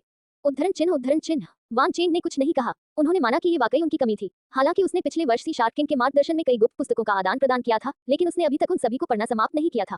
बुनियादी बातों को पूरा करने के लिए एक प्रक्रिया की आवश्यकता होती है और इसे रातों रात हासिल नहीं किया जा सकता है। इसके अलावा अब इसके बारे में सोचने का समय नहीं है। थोड़ी देर बाद जरूरी नहीं। ऐसा लगा जैसे वान चेंग ने कुछ सोचा हो और उसने अचानक कहा, आप ब्रह्मांड की सच्ची व्याख्या में गुप्त तकनीकों से बहुत परिचित हैं। बिल्कुल, द्वारपाल ने सिर हिलाया। फिर मैं तुम्हें कुछ मजेदार दिखाऊंगा, वान चेंग ने कहा, और अगले ही पल उसकी आक्रमण चालें तुरंत बदल गईं। मूल रूप से वान चेंग की चालें बहुत शक्तिशाली थीं, लेकिन अब वह नियमित हो गया था। उसकी चालें भूत की तरह थीं। वह किसी भी समय कहीं भी प्रकट हो सकता था, जिससे वह प्रत्याशित हो गया था। ये कैसी गुप्त तकनीक है? द्वारपाल को असहजता महसूस हुई। वान चेंग द्वारा इस गुप्त तकनीक का प्रदर्शन करने के बाद उनकी बुनियादी कमजोरियां स्पष्ट रूप से छिप गईं। हालांकि द्वारपाल इस क्षण को रोकने में सक्षम थे। हालांकि वान चेंगक्सन द्वारा इस्तेमाल की गई गुप्त तकनीक अजीब थी, लेकिन इसकी शक्ति स्पष्ट रूप से एक स्तर तक कम हो गई थी। हालांकि इस समय द्वारपाल की अभिव्यक्ति अचानक कठोर हो गई और उसकी हरकतें अचानक बंद हो गईं। इस समय वान चेंग का हाथ किसी बिंदु पर द्वारपाल की छाती में घुस गया था, जिससे वह तुरंत हिलने डुलने में असमर्थ हो गया था। इतनी तेजी, द्वारपाल ने आखिरकार कहा, और फिर वह काले तरल पदार्थ की एक गेंद में बदल गया और गायब हो गया। पिछली चालें आपके लिए झूठ थी। गति मेरी गुप्त तकनीक का सार है। वान चेंग ने अपनी अभिव्यक्ति बदले बिना यह बात कही। उसने अपने सामने छंटते बादलों को देखा और थोड़ी सी झिझक के बाद उसने आगे बढ़ने का फैसला किया। दरअसल 14वीं मंजिल के द्वारपाल से लड़ने के बाद वान चेंग को पहले से ही पता था कि वह निश्चित रूप से 15वीं मंजिल को पार नहीं कर पाएगा, लेकिन अगर वह इसे पार नहीं कर सका तो वह जाकर देख भी सकता है।